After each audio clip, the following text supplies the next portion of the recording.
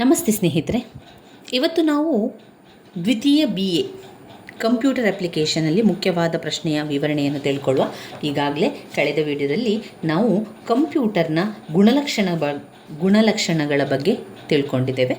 ಹಾಗೆಯೇ ಕಂಪ್ಯೂಟರ್ನ ಇತಿಹಾಸದ ಬಗ್ಗೆ ತಿಳ್ಕೊಂಡೆವು. ಇನ್ನು ನಾವು ತಿಳ್ಕೊಳ್ಬೇಕಾಗಿರುವಂಥದ್ದು ಕಂಪ್ಯೂಟರ್ನ ತಲೆಮಾರು ಅಥವಾ ಇತಿಹಾಸ. ಇವುಗಳನ್ನು ಕೂಡ ನಾವು ಕಳೆದ ವಿಡಿಯೋದಲ್ಲಿ ತಿಳ್ಕೊಂಡಿದ್ದೇವೆ. ಕಂಪ್ಯೂಟರ್ನ ತಲೆಮಾರು ಅಥವಾ ಕಂಪ್ಯೂಟರ್ನ ಪೀಳಿಗೆಯನ್ನು ತಿಳಿಸಿ ಎನ್ನುವಂಥದ್ದು, ಅದನ್ನು ಕಳೆದ ವಿಡಿಯೋದಲ್ಲಿ ಅದನ್ನು ನೋಡ್ಕೊಳ್ಳಿ, ಪ್ಲೇ ಲಿಸ್ಟಲ್ಲಿ ಕೂಡ ಹಾಕಿದ್ದೇನೆ. ಇನ್ನು ಘಟಕ 2ರಲ್ಲಿ ಬಂದಾಗ ಕಂಪ್ಯೂಟರ್ನ ವರ್ಗೀಕರಣದ ಬಗ್ಗೆ ತಿಳ್ಕೊಳ್ಬೇಕು. ಕಂಪ್ಯೂಟರ್ನ ವರ್ಗೀಕರಣವು 10 ಅಂಕಕ್ಕೆ ಕೇಳುವಂತಹ ಪ್ರಶ್ನೆ. 10 ಅಂಕಕ್ಕೆ ಬಂದಿರುವಂತಹ ಪ್ರಶ್ನೆ, ಹಲವು ಬಾರಿ ಕೇಳಿರುವಂಥ ಪ್ರಶ್ನೆ, ಕಂಪ್ಯೂಟರ್ನ ವರ್ಗೀಕರಣ. ಕಂಪ್ಯೂಟರನ್ನು 3 ರೀತಿಯಾಗಿ ವರ್ಗೀಕರಣವನ್ನು ಮಾಡಬಹುದು. ಒಂದು, ನಿರ್ಮಾಣ ಮತ್ತು ಕಾರ್ಯ ಆಧಾರಿತ ವರ್ಗೀಕರಣ. ನಿರ್ಮಾಣ ಮತ್ತು ಕಾರ್ಯ ಆಧಾರಿತ ವರ್ಗೀಕರಣ. ಅನ್ವಯಗಳನ್ನು ಆಧರಿಸಿ ವರ್ಗೀಕರಣ. 2, ಅನ್ವಯಗಳನ್ನು ಆಧರಿಸಿ ವರ್ಗೀಕರಣ. 3, ಗಾತ್ರ, ವೇಗ ಮತ್ತು ಸಾಮರ್ಥ್ಯವನ್ನು ಆಧರಿಸಿ ವರ್ಗೀಕರಣ. ಗಾತ್ರ, ವೇಗ ಮತ್ತು ಸಾಮರ್ಥ್ಯವನ್ನು ಆಧರಿಸಿ ವರ್ಗೀಕರಣ. ಈ 3ನೇ ಪಾಯಿಂಟ್ಸನ್ನು ಅವರು 15 ಅಂಕಕ್ಕೂ ಕೂಡ ಕೇಳಿರುವಂತಹ ಪ್ರಶ್ನೆ. ಗಾತ್ರ, ವೇಗ, ಸಾಮರ್ಥ್ಯವನ್ನು ಆಧರಿಸಿ ವರ್ಗೀಕರಣವನ್ನು ತಿಳಿಸಿ. ಕಂಪ್ಯೂಟರ್ನು ಗಾತ್ರ, ವೇಗ, ಸಾಮರ್ಥ್ಯವನ್ನು ಆಧರಿಸಿ ಯಾವ ರೀತಿ ವರ್ಗೀಕರಿಸಬಹುದು ಅಂತ ತಿಳಿಸಿ ಅಂತ ಕೇಳಿದ್ದಾರೆ. ಅದರಿಂದ ಈ 3 ಪಾಯಿಂಟ್ಸ್ಗಳಲ್ಲಿ 3ನೇ ಪಾಯಿಂಟ್ಸ್ ತುಂಬಾ ಮುಖ್ಯವಾಗಿರುವಂತಹ ಪ್ರಶ್ನೆ. ಮೊದಲಿಗೆ ಕಂಪ್ಯೂಟರ್ನ ವರ್ಗೀಕರಣ. 3 ರೀತಿಯ ವರ್ಗೀಕರಣ: ನಿರ್ಮಾಣ ಮತ್ತು ಕಾರ್ಯ ಆಧಾರಿತ ವರ್ಗೀಕರಣ, ಅನ್ವಯಗಳನ್ನು ಆಧರಿಸಿ ವರ್ಗೀಕರಣ, ಗಾತ್ರ, ವೇಗ ಮತ್ತು ಸಾಮರ್ಥ್ಯವನ್ನು ಆಧರಿಸಿ ವರ್ಗೀಕರಣವನ್ನು ಮಾಡುವಂಥದ್ದು. ನಿರ್ಮಾಣ ಮತ್ತು ಕಾರ್ಯ ಆಧಾರಿತ ವರ್ಗೀಕರಣಗಳಲ್ಲಿ ಅನಲಾಗ್ ಕಂಪ್ಯೂಟರ್ ಮತ್ತು ಡಿಜಿಟಲ್ ಕಂಪ್ಯೂಟರು 5 ಅಂಕಕ್ಕೆ ಬಂದಿರುವಂತಹ ಪ್ರಶ್ನೆಯಾಗಿದೆ. ನಿರ್ಮಾಣ ಮತ್ತು ಕಾರ್ಯ ಆಧಾರಿತ ವರ್ಗೀಕರಣವು, ಅದರಲ್ಲಿ ನಾವು ಮತ್ತೆ 3 ವರ್ಗೀಕರಣವನ್ನು ಮಾಡುವುದು. Analog computer, digital computer, hybrid computer ಎನ್ನುವಂತಹ ಒಂದು ವರ್ಗೀಕರಣ ಆಗಿದೆ. ಇದರಲ್ಲಿ ಅನಲಾಗ್ ಕಂಪ್ಯೂಟರ್ ಅಂದರೆ ಏನು? ಈ ಕಂಪ್ಯೂಟರ್ ಬದಲಾಗುತ್ತಿರುವ ಸಂಕೇತಗಳನ್ನು ಗಮನಿಸಲು ಬಳಸಲಾಗ್ತದೆ. ಈಗ ಒಂದು ವೇಳೆ ನಮ್ಮ ಕಂಪ್ಯೂಟರ್ನಲ್ಲಿ ಏನೋ ಒಂದು ಬದಲಾವಣೆಗಳಾಗ್ತಾ ಇದೆ ಅಂತ ನಮಗೆ ಒಂದು ತಿಳ್ಕೊಳ್ಳಿಕ್ಕೆ ಈ ಅನಲಾಗ್ ಕಂಪ್ಯೂಟರ್ ತುಂಬಾ ಅವಶ್ಯಕ ಆಗಿದೆ. ಅವುಗಳು ಅನಲಾಗ್ ಸಾಧನಗಳನ್ನು ಹೊಂದಿರುತ್ತದೆ. ಹಾಗೆಯೇ ದೈಹಿಕ ಪ್ರಕೃತಿಯ ಮಾಹಿತಿಗಳನ್ನು ಅದು ನಿರ್ವಹಿಸುತ್ತದೆ. ಅನಲಾಗ್ ಕಂಪ್ಯೂಟರ್ಗಳು ತಮ್ಮ ಡೇಟಾವನ್ನು ಕೆಲವು ಮಾಪನವನ್ನು ಪಡೆಯುತ್ತದೆ. ಅವು ನಿಖರವಾಗಿ ಅಪೂರ್ಣ ಅಥವಾ ವಿವೇಚನಾರಹಿತ ಮೌಲ್ಯಗಳನ್ನು ಪ್ರತಿನಿಧಿಸುತ್ತದೆ. ಅವು ನಿಖರವಾಗಿ ಅಪೂರ್ಣ ಅಥವಾ ವಿವೇಚನಾರಹಿತ ಮೌಲ್ಯಗಳನ್ನು ಪ್ರತಿನಿಧಿಸುತ್ತದೆ. ಒಂದು ಅನಲಾಗ್ ಕಂಪ್ಯೂಟರ್ಗೆ ಬಳಸಲಾದ ದತ್ತಾಂಶದ ನಿಖರತೆ ನೇರವಾಗಿ ಅದರ ಮಾಪನಗಳ ನಿಖರತೆಯನ್ನು ಸಂಬಂಧಿಸಿದೆ. ಅವು ನಿರಂತರ ಭೌತಿಕ ವಿದ್ಯಮಾನಗಳ, ಉದಾಹರಣೆಗೆ ವಿದ್ಯುತ್, ಯಾಂತ್ರಿಕ ಅಥವಾ ಹೈಡ್ರಾಲಿಕ್ ಪ್ರಮಾಣಗಳನ್ನು ಪರಿಹಾರ ಕಂಡುಹಿಡಿಯುವ ಸಮಸ್ಯೆಗಳ ಮಾದರಿಗೆ ಅದನ್ನು ಬಳಸಲಾಗ್ತದೆ. ಅನಲಾಜಿಕ್ ಕಂಪ್ಯೂಟರ್ಗಳನ್ನು ರಾಸಾಯನಿಕ ಘಟಕಗಳಲ್ಲಿ ತಾಪಮಾನದ ಮತ್ತು ಒತ್ತಡದ ಬದಲಾವಣೆ ಕಂಡುಹಿಡಿಯಲು ಅಥವಾ ಪೆಟ್ರೋಲ್ ಪಂಪ್ನ ಇಂಧನ ಹರಿವಿಕೆಯನ್ನು ಪ್ರಮಾಣ ಮತ್ತು ಬೆಲೆ ಮೌಲ್ಯಮಾಪನಗಳಾಗಿ ಪರಿವರ್ತಿಸುವ ಪ್ರಕ್ರಿಯೆಯಲ್ಲಿ ಉಪಯೋಗಿಸಲಾಗುತ್ತದೆ. ಎರಡನೆಯದಾಗಿ ಡಿಜಿಟಲ್ ಕಂಪ್ಯೂಟರ್. ಈ ಕಂಪ್ಯೂಟರ್ಗಳು ದಶಮಾಂಶ ಅಂಕೆಗಳು ಮತ್ತು ಇತರ ಚಿಹ್ನೆಗಳನ್ನು ಸ್ವೀಕರಿಸಿ ಮಾನವ ಓದಬಲ್ಲ ಔಟ್ಪುಟ್ಟನ್ನು ನೀಡಬಹುದು. ಉದಾಹರಣೆಯಾಗಿ ನೋಡೋದಾದರೆ, ಡಿಜಿಟಲ್ ಕಂಪ್ಯೂಟರ್ನಲ್ಲಿ ಧನಾತ್ಮಕ ಅಥವಾ ಋಣಾತ್ಮಕ, ಕಡಿಮೆ ಅಥವಾ ಹೆಚ್ಚಿನ, ಆನ್ ಅಥವಾ ಆಫ್ ಪ್ರತಿನಿಧಿಸಲು ಬೈನರಿ ಅಂಕೆಗಳನ್ನು ಬಳಸುವಂಥದ್ದು. ಅಂದರೆ ಬೈನರಿ ಅಂಕೆಗಳು ಅಂದರೆ 0 ಮತ್ತು 1 ಬಳಸಲಾಗುತ್ತದೆ. ಇದು ಬೈನರಿ ದತ್ತಾಂಶಗಳಲ್ಲಿ ಪ್ರಕ್ರಿಯೆಗೊಳಿಸುತ್ತದೆ. ಅನಲಾಗ್ ಕಂಪ್ಯೂಟರ್ ಮಾಡಿದ ಮಾಪನಗಳ ನಿಖರತೆಯಲ್ಲಿ ಸೀಮಿತವಾಗಿರುತ್ತದೆ. ಡಿಜಿಟಲ್ ಕಂಪ್ಯೂಟರ್ ಭಿನ್ನವಾಗಿದ್ದು ನಿಖರತೆಗೆ ಅಗತ್ಯವಿದ್ದಷ್ಟು ಸ್ಥಾನಗಳನ್ನು ಮತ್ತು ಸಂಖ್ಯೆಗಳನ್ನು ಬಳಸಿಕೊಂಡು ದಶಮಾಂಶ ಪ್ರತಿನಿಧಿಸುತ್ತದೆ. ಡಿಜಿಟಲ್ ಕಂಪ್ಯೂಟರ್ಗಳು ಹೆಚ್ಚಿನ ಮೆಮೊರಿ ಸಾಮರ್ಥ್ಯ ಹೊಂದಿದೆ ಮತ್ತು ಪದ ಸಂಸ್ಕರಣೆಗೆ ಬಿಲ್ಲುಗಳ ತಯಾರಿಕೆಯಲ್ಲಿ ಬಳಸಲಾಗುತ್ತದೆ. ಇದನ್ನು ಸಮೀಕರಣಗಳನ್ನು ಪರಿಹರಿಸುವ ವಿಶೇಷ ಅಪ್ಲಿಕೇಶನ್ಗಳಲ್ಲಿ ಕೂಡ ಉಪಯೋಗಿಸ್ತಾರೆ. ಇದು ನೋಡಿ, ಅಂದರೆ ಈಗ ನಾವು ಕಂಪ್ಯೂಟರ್ಗಳನ್ನು ವರ್ಗೀಕರಣ ಮಾಡಬೇಕಾದ್ರೆ ಬೇರೆ ಬೇರೆ ರೀತಿಯ ಕಂಪ್ಯೂಟರ್ಗಳು ಇರುವಂಥದ್ದು. ಅದರಲ್ಲಿ ಒಂದು ಅನಲಾಗ್ ಕಂಪ್ಯೂಟರ್, ಎರಡನೇದು ಡಿಜಿಟಲ್ ಕಂಪ್ಯೂಟರ್, ಮತ್ತೊಂದು ಹೈಬ್ರಿಡ್ ಕಂಪ್ಯೂಟರ್ಗಳು. ಅನಲಾಗ್ ಕಂಪ್ಯೂಟರ್ ಏನು ಮಾಡ್ತದೆ, ಏನಾದರೂ ಒಂದು ಬದಲಾಗ್ತಾ ಇದೆ, ಒಂದು ಸಂಕೇತ ಬದಲಾವಣೆ ಆಗ್ತಾ ಇದೆ ಅಂತ ತಿಳಿದುಕೊಳ್ಳಲಿಕ್ಕೆ ನಾವೇನು ಮಾಡ್ತೇವೆ, ಅನಲಾಗ್ ಎನ್ನುವಂತಹ ಕಂಪ್ಯೂಟರನ್ನು ಬಳಸ್ತೇವೆ.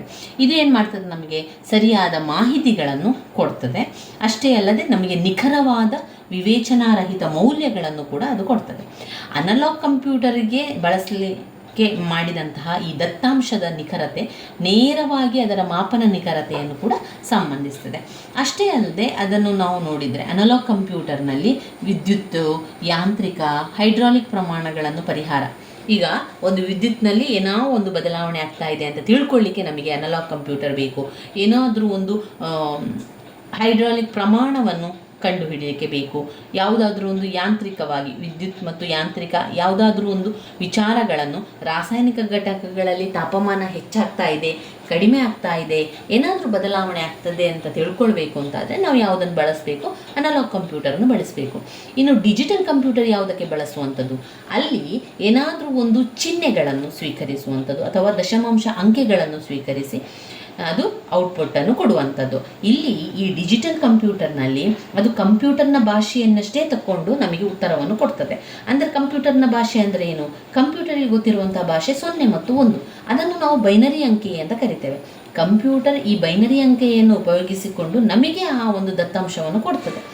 ಅನಲಾಗ್ ಕಂಪ್ಯೂಟರ್ ಮಾಡಿದ ಮಾಪನಗಳ ನಿಖರತೆ ಅದಕ್ಕೆ ಮಾತ್ರ ಸೀಮಿತ ಆಗಿರುವಂಥದ್ದು. ಈಗ ಅನಲಾಗ್ ಕಂಪ್ಯೂಟರ್ ಕೂಡ ನಮಗೆ ಬದಲಾವಣೆಯಾದಾಗ ತಿಳಿಸ್ಕೊಡ್ತದೆ, ಆದರೆ ಆ ಒಂದು ಅನಲಾಗ್ ಕಂಪ್ಯೂಟರ್ಗೆ ಸೀಮಿತ ಆಗಿರ್ತದೆ. ಅದು ಅನಲಾಗ್ ಕಂಪ್ಯೂಟರ್ ಮಾಡಿದಂತಹ ಮಾಪನಗಳ ನಿಖರತೆಯಲ್ಲಿ ಅದು ಸೀಮಿತ ಆಗಿರೋದ್ರಿಂದ ಡಿಜಿಟಲ್ ಕಂಪ್ಯೂಟರ್ ಏನು ಮಾಡ್ತದೆ, ಅದಕ್ಕಿಂತ ಭಿನ್ನವಾಗಿ ಕೆಲಸ ಮಾಡ್ತದೆ. ಡಿಜಿಟಲ್ ಕಂಪ್ಯೂಟರ್ ಬೈನರಿ ಅಂಕೆಯಾದಂತಹ 0 ಮತ್ತು 1 ಬಳಸಿಕೊಂಡು ಅದು ನಮಗೆ ದಶಮಾಂಶಗಳನ್ನು ಪ್ರತಿನಿಧಿಸ್ತದೆ ಅಂತ ಹೇಳುವಂಥದ್ದವರು. ಇಲ್ಲಿ ಮೆಮೊರಿ ಸಾಮರ್ಥ್ಯ ಹೆಚ್ಚಿರ್ತದೆ. ಅಷ್ಟೇ ಅಲ್ಲದೆ ಪದ ಸಂಸ್ಕರಣೆಗೆ, ಅದರ ತಯಾರಿಕೆಯಲ್ಲಿ, ಬಿಲ್ಲುಗಳ ತಯಾರಿಕೆಯಲ್ಲಿ ಕೂಡ ನಾವು ಡಿಜಿಟಲ್ ಕಂಪ್ಯೂಟರನ್ನೇ ಬಳಸ್ತೇವೆ. ಬೇರೆ ಬೇರೆ ಮಾಲ್ಗಳಲ್ಲಿ ಈಗ ನಾವು ಹೋಗ್ತೇವೆ, ಅಲ್ಲಿರುವಂಥದ್ದು ಡಿಜಿಟಲ್ ಕಂಪ್ಯೂಟರ್. ಆಮೇಲೆ ಸಮೀಕರಣಗಳನ್ನು ಪರಿಹರಿಸುವ ವಿಶೇಷ ಅಪ್ಲಿಕೇಶನ್ಗಳಲ್ಲಿ ಕೂಡ ಅದನ್ನು ಉಪಯೋಗಿಸ್ತೇವೆ. ಇನ್ನು 3ನೇ ಪಾಯಿಂಟ್ನಲ್ಲಿ ನೋಡಿದರೆ ಹೈಬ್ರಿಡ್ ಕಂಪ್ಯೂಟರ್. ಈ ಹೈಬ್ರಿಡ್ ಕಂಪ್ಯೂಟರ್ಗಳಲ್ಲಿ ಅನಲಾಗ್ ಮತ್ತು ಡಿಜಿಟಲ್ ಕಂಪ್ಯೂಟರ್ಗಳ ಎರಡೂ ತತ್ವಗಳನ್ನು ಕೂಡ ನಾವು ಬಳಸ್ತೇವೆ. ಯಾವ ರೀತಿ ಅನಲಾಗ್ ಕಂಪ್ಯೂಟರ್ ಒಂದು ಬದಲಾವಣೆಗಳು, ಯಾವುದಾದ್ರೂ ಒಂದು ಅಂಶಗಳ, ಸಂಕೇತಗಳ ಬದಲಾವಣೆ ಆಗುವುದನ್ನು ಯಾವ ರೀತಿ ಅದು ನಮಗೆ ತಿಳಿಸ್ಕೊಡ್ತದೋ, ಡಿಜಿಟಲ್ ಕಂಪ್ಯೂಟರ್ನಲ್ಲಿ ಯಾವ ರೀತಿ ಆ ಒಂದು ಅಂಕೆಗಳ ಮುಖಾಂತರ 0 ಮತ್ತು 1 ಬಳಸಿಕೊಂಡು ಅದು ಧನಾತ್ಮಕವಾಗಿ ಅಥವಾ ಋಣಾತ್ಮಕವಾಗಿ ಯಾವ ರೀತಿ ಕೆಲಸ ಮಾಡ್ತದೋ, ಅದು ಎರಡರನ್ನೂ ಕೂಡ ಸೇರಿಸಿ ಬಳಸುವಂಥ ಒಂದು ಕಂಪ್ಯೂಟರ್ ಅಂತ ಹೇಳಿದರೆ ಅದು ಹೈಬ್ರಿಡ್ ಕಂಪ್ಯೂಟರ್ ಆಗಿದೆ. ಈ ಹೈಬ್ರಿಡ್ ಕಂಪ್ಯೂಟರ್ ಒಂದು ಡಿಜಿಟಲ್ ಕಂಪ್ಯೂಟರ್ ಅನಲಾಗ್ ಕಂಪ್ಯೂಟರ್ಗಳ ಸಂಕೇತಗಳನ್ನು ಸ್ವೀಕರಿಸ್ತದೆ. ಎರಡೂ ಕಂಪ್ಯೂಟರ್ಗಳ ಒಂದು ಸಂಕೇತಗಳನ್ನು ಸ್ವೀಕರಿಸ್ತದೆ. ಅಷ್ಟೇ ಅಲ್ಲದೆ ಅವುಗಳನ್ನು ಡಿಜಿಟಲ್ಗೆ ಪರಿವರ್ತಿಸ್ತದೆ. ಇವುಗಳನ್ನು ಡಿಜಿಟಲ್ ರೂಪದಲ್ಲಿ ಪ್ರಕ್ರಿಯೆಯನ್ನು ಗೊಳಿಸ್ತೇವೆ. ಏಕೀಕರಣ ಅನಲಾಗ್ನಿಂದ ಡಿಜಿಟಲ್ಗೆ ಮತ್ತು ಡಿಜಿಟಲ್ನಿಂದ ಅನಲಾಗ್ಗೆ ಪರಿವರ್ತನಾ ಮೂಲಕ ಅದನ್ನು ಪಡೆಯಲಾಗ್ತದೆ. ಹೈಬ್ರಿಡ್ ಕಂಪ್ಯೂಟರ್ ಅನಲಾಗ್ ಡೇಟಾವನ್ನು ಬಳಸಿ ಅನಲಾಗ್ ಅಥವಾ ಡಿಜಿಟಲ್ ದಶಮಾಂಶ ಉಂಟು ಮಾಡಬಹುದು. ಅದರ ಕಾರ್ಯಾಚರಣೆ ಸಂದರ್ಭದಲ್ಲಿ ನಿರಂತರವಾಗಿ ಬದಲಾಗುತ್ತಿರುವ ಇನ್ಪುಟ್ ಸ್ವೀಕರಿಸ್ತದೆ. ಅಷ್ಟೇ ಅಲ್ಲದೆ ಡಿಜಿಟಲ್ ಪ್ರಕ್ರಿಯೆಗೆ ಪ್ರತ್ಯೇಕ ಮೌಲ್ಯಗಳಾಗಿ ಅದು ಪರಿವರ್ತಿಸಲಾಗುತ್ತದೆ. ಇದು ಯಾವುದೇ ಸಮಾನ ಡಿಜಿಟಲ್ ಕಂಪ್ಯೂಟರ್ಗಿಂತ ಇದು ಕಡಿಮೆ ದುಬಾರಿಯಾಗಿದೆ. ಬೇರೆ ಡಿಜಿಟಲ್ ಕಂಪ್ಯೂಟರ್ಗೆ ನೋಡಿದರೆ ಇದು ಕಡಿಮೆ ದುಬಾರಿಯಾಗಿದೆ ಅಂತ ಹೇಳ್ತಾರೆ. ಅವುಗಳನ್ನು ಆಸ್ಪತ್ರೆಗಳಲ್ಲಿ ಬಳಸ್ತೇವೆ. ಯಾವುದು ಹೈಬ್ರಿಡ್ ಕಂಪ್ಯೂಟರ್ ಇದೆಯಲ್ಲ, ಅದನ್ನು ಆಸ್ಪತ್ರೆಗಳಲ್ಲಿ ರೋಗಿಯ ಎದೆ ಬಡಿತ ನಿಯಂತ್ರಿಸುವಲ್ಲಿ, ವೈಜ್ಞಾನಿಕ ಅನ್ವಯಗಳಲ್ಲಿ ಅಥವಾ ಕೈಗಾರಿಕಾ ಪ್ರಕ್ರಿಯೆಗಳಲ್ಲಿ ಅದನ್ನು ಅಳೆಯಲು ಬಳಸ್ತೇವೆ. ಇನ್ನು 2ನೇ ಪಾಯಿಂಟ್ ಆಗಿ ಅನ್ವಯಗಳ ಆಧಾರಿತ ವರ್ಗೀಕರಣ. ಕಂಪ್ಯೂಟರ್ಗಳ ವರ್ಗೀಕರಣದಲ್ಲಿ ಒಂದು ನಿರ್ಮಾಣ ಮತ್ತು ಕಾರ್ಯ ಆಧಾರಿತ ವರ್ಗೀಕರಣ. ಅದರಲ್ಲಿ analog computer, digital computer, hybrid computer, ಅದನ್ನು ನಾವೀಗ ಓದ್ಕೊಂಡೆವು. ಇನ್ನು 2ನೇ ಪಾಯಿಂಟ್ ಅನ್ವಯಗಳನ್ನು ಆಧರಿಸಿ ವರ್ಗೀಕರಣ. ಅನ್ವಯಗಳನ್ನು ಆಧರಿಸಿ ವರ್ಗೀಕರಣದಲ್ಲಿ 2 ಪಾಯಿಂಟ್ಸನ್ನು ಕಾಣ್ಬೋದು. ಒಂದು ಸಾಮಾನ್ಯ ಉದ್ದೇಶಿತ ಕಂಪ್ಯೂಟರ್, 2 ವಿಶೇಷ ಉದ್ದೇಶಿತ ಕಂಪ್ಯೂಟರ್. ಸಾಮಾನ್ಯ ಉದ್ದೇಶಿತ ಕಂಪ್ಯೂಟರ್ ಅಂತ ಹೇಳಿದರೆ ಇಲ್ಲಿ ವಿವಿಧ ಅವಶ್ಯಕತೆಗಳು ಇರ್ತದೆ. ವಿವಿಧ ಅವಶ್ಯಕತೆಗಳನ್ನು ಪೂರೈಸಲು ವಿನ್ಯಾಸಗೊಳಿಸಿರುವಂಥದ್ದೇ ಸಾಮಾನ್ಯ ಉದ್ದೇಶಿತ ಕಂಪ್ಯೂಟರ್. ಈ ಕಂಪ್ಯೂಟರ್ಗಳಲ್ಲಿ ನಿರ್ದಿಷ್ಟ ಕಾರ್ಯನಿರ್ವಹಿಸಲು ಬೇಕಾದಂತಹ ಸೂಚನೆಗಳನ್ನು ಆಂತರಿಕ ಮೆಮೊರಿಯಲ್ಲಿ ಶಾಶ್ವತವಾಗಿ ಜೋಡಿಸಿಲ್ಲ. ಹೀಗಾಗಿ ಹೊಸ ಸೂಚನೆಗಳನ್ನು ಸಂಸ್ಕರಣೆಗೆ ಬೇಕಾದಾಗ ಲೋಡ್ ಮಾಡಬಹುದು. ಇವುಗಳನ್ನು ವೇತನ ಬಿಲ್ ತಯಾರಿಸಲು, ತಪಶೀಲು, ಮಾರಾಟ, ವರದಿಗಳ ಮುದ್ರಣ ಇತ್ಯಾದಿ ಕಾರ್ಯನಿರ್ವಹಿಸಲು ಅದನ್ನು ಬಳಸ್ಬೋದು. ವಿಶೇಷ ಉದ್ದೇಶಿತ ಕಂಪ್ಯೂಟರ್ಗಳು, ಈ ಕಂಪ್ಯೂಟರ್ಗಳು ನಿರ್ದಿಷ್ಟ ಕೆಲಸವನ್ನು ಅಥವಾ ಅವಶ್ಯಕತೆಗಳನ್ನು ಪೂರೈಸುವುದಕ್ಕಾಗಿ ಮೀಸಲಾಗಿದೆ. ಇವು ಅನಗತ್ಯ ಆಯ್ಕೆಗಳನ್ನು ಹೊಂದಿಲ್ಲದಿರುವುದರಿಂದ ಬೆಲೆ ಕಡಿಮೆ. ಉದಾಹರಣೆಗೆ ಉನ್ನತ ಮಟ್ಟದ ಡಿಜಿಟಲ್ ಕ್ಯಾಮರಾ, ವಾಹನ ಇಂಧನ ಮತ್ತು ದಹನ ನಿಯಂತ್ರಣಕ್ಕೆ ನಿರ್ಮಿಸಲಾದ ಕಂಪ್ಯೂಟರ್ಗಳು ಇತ್ಯಾದಿಗಳಾಗಿದೆ. ಇದು ವಿಶೇಷ ಉದ್ದೇಶಿತ ಕಂಪ್ಯೂಟರ್. ಅಂದರೆ ಅನ್ವಯ ಕಂಪ್ಯೂಟರ್ಗಳಲ್ಲಿ ಒಂದು ಸಾಮಾನ್ಯ ಉದ್ದೇಶಿತ ಕಂಪ್ಯೂಟರ್ಗಳು ಇರ್ತದೆ, ಹಾಗೆ ವಿಶೇಷ ಉದ್ದೇಶಿತ ಕಂಪ್ಯೂಟರ್ಗಳು ಕೂಡ ಇರ್ತದೆ. ಸಾಮಾನ್ಯ ಉದ್ದೇಶಿತ ಕಂಪ್ಯೂಟರ್ನಲ್ಲಿ ಅದು ಏನಾಗಿರ್ತದೆ ಅಂದರೆ ಯಾವುದೇ ಒಂದು ಸೂಚನೆಗಳನ್ನಿರ್ಬೋದು, ಅದು ತನ್ನ ಮೆಮೊರಿಯಲ್ಲಿ ಶಾಶ್ವತವಾಗಿ ಜೋಡಣೆ ಮಾಡಿ ಇಡುವುದಿಲ್ಲ. ಅದು ಯಾಕಂದರೆ ಅದು ಸಾಮಾನ್ಯ ಉದ್ದೇಶ ಆಗಿರ್ತದೆ, ಅದರಿಂದ ಅದನ್ನು ಶಾಶ್ವತವಾಗಿ ಯಾವುದೇ ಸೂಚನೆಯನ್ನು ತೆಗೆದಿಡುವುದಿಲ್ಲ. ಹೀಗಾಗಿ ಅದು ಹೊಸ ಸೂಚನೆಗಳನ್ನು ಸಂಸ್ಕರಣೆಗಾಗಿ ಬೇಕಾದಾಗ ಲೋಡ್ ಕೂಡ ಮಾಡ್ಬೋದು. ಯಾವಾಗ ಬೇಕಾದರೂ ಇಟ್ಕೊಳ್ತದೆ, ಯಾವಾಗ ಬೇಕಾದರೂ ಅದನ್ನು ತೆಗೆದು ಹಾಕ್ತದೆ. ಆದರೆ ವಿಶೇಷ ಉದ್ದೇಶಿತ ಕಂಪ್ಯೂಟರ್ ಹಾಗಲ್ಲ. ಅದು ತನಗೆ ಬೇಕಾದಂಥ ಅವಶ್ಯಕತೆಗಳನ್ನು ತೆಗೆದಿಡಬೇಕು. ತನ್ನ ಅವಶ್ಯಕತೆಗಳನ್ನು ಜಾಗರೂಕವಾಗಿ ಅದನ್ನು ಅನಗತ್ಯ ಆಯ್ಕೆಗಳನ್ನು ಹೊಂದಿಲ್ಲದಿರುವುದರಿಂದ ಬೆಲೆ ಕಡಿಮೆ. ವಿಶೇಷ ಉದ್ದೇಶಿತ ಕಂಪ್ಯೂಟರ್ನ ಬೆಲೆ ಕಡಿಮೆ ಆಗಿರ್ತದೆ, ಆದರೆ ಯಾವುದೇ ರೀತಿಯ ನಿರ್ದಿಷ್ಟ ಕೆಲಸವನ್ನು ಅಥವಾ ಅವಶ್ಯಕತೆಗಳನ್ನು ಅದು ಇಟ್ಟುಕೊಳ್ಳುವಂಥದ್ದು. ದಹನಕ್ರಿಯೆಗೆ ನಿರ್ಮಿಸಲಾದ ಕಂಪ್ಯೂಟರ್, ವಾಹನ ಇಂಧನ, ದಹನಕ್ರಿಯೆಗೆ ನಿರ್ಮಿಸಲಾದಂತಹ ಕಂಪ್ಯೂಟರ್. ಇದು ಅನ್ವಯ ಆಧಾರಿತ ವರ್ಗೀಕರಣ ಆಯಿತು. ಇನ್ನು ಗಾತ್ರ, ವೇಗ ಮತ್ತು ದಕ್ಷತೆಯನ್ನು ಆಧರಿಸಿ ವರ್ಗೀಕರಣ. ಒಟ್ಟು 3 ರೀತಿಯ ವರ್ಗೀಕರಣವನ್ನು ಕಾಣ್ಬೋದು. ನಿರ್ಮಾಣ ಮತ್ತು ಕಾರ್ಯ ಆಧಾರಿತ ವರ್ಗೀಕರಣ, ಅದರಲ್ಲಿ 3 ಪಾಯಿಂಟ್ಸ್ಗಳು: analog computer, digital computer, hybrid computer. 2ನೇ ಪಾಯಿಂಟ್ ಅನ್ವಯಗಳನ್ನು ಆಧರಿಸಿ ವರ್ಗೀಕರಣ. ಅನ್ವಯಗಳನ್ನು ಆಧರಿಸಿ ವರ್ಗೀಕರಣ 2 ವಿಧ: ಸಾಮಾನ್ಯ ಉದ್ದೇಶಿತ ಕಂಪ್ಯೂಟರ್ ಮತ್ತು ವಿಶೇಷ ಉದ್ದೇಶಿತ ಕಂಪ್ಯೂಟರ್ ಆಗಿದೆ. ಇನ್ನು 3ನೇ ಪಾಯಿಂಟ್ನಲ್ಲಿ ನಾವು ನೋಡಿದರೆ ಗಾತ್ರ, ವೇಗ ಮತ್ತು ಸಾಮರ್ಥ್ಯವನ್ನು ಆಧರಿಸಿ ವರ್ಗೀಕರಣ. ಗಾತ್ರ, ವೇಗ, ಸಾಮರ್ಥ್ಯವನ್ನು ಆಧರಿಸಿ ವರ್ಗೀಕರಣ ವೆರಿ ಇಂಪಾರ್ಟೆಂಟ್ ಆಗಿರುವಂತಹ ಪ್ರಶ್ನೆ. ಹಲವು ಬಾರಿ ಪ್ರಶ್ನೆ ಪತ್ರಿಕೆಯಲ್ಲಿ ಕೇಳಿರುವಂತಹ ಪ್ರಶ್ನೆ ಆಗಿದೆ ಇದು. ಗಾತ್ರ, ವೇಗ ಮತ್ತು ದಕ್ಷತೆಯನ್ನು ಆಧರಿಸಿ ವರ್ಗೀಕರಣ.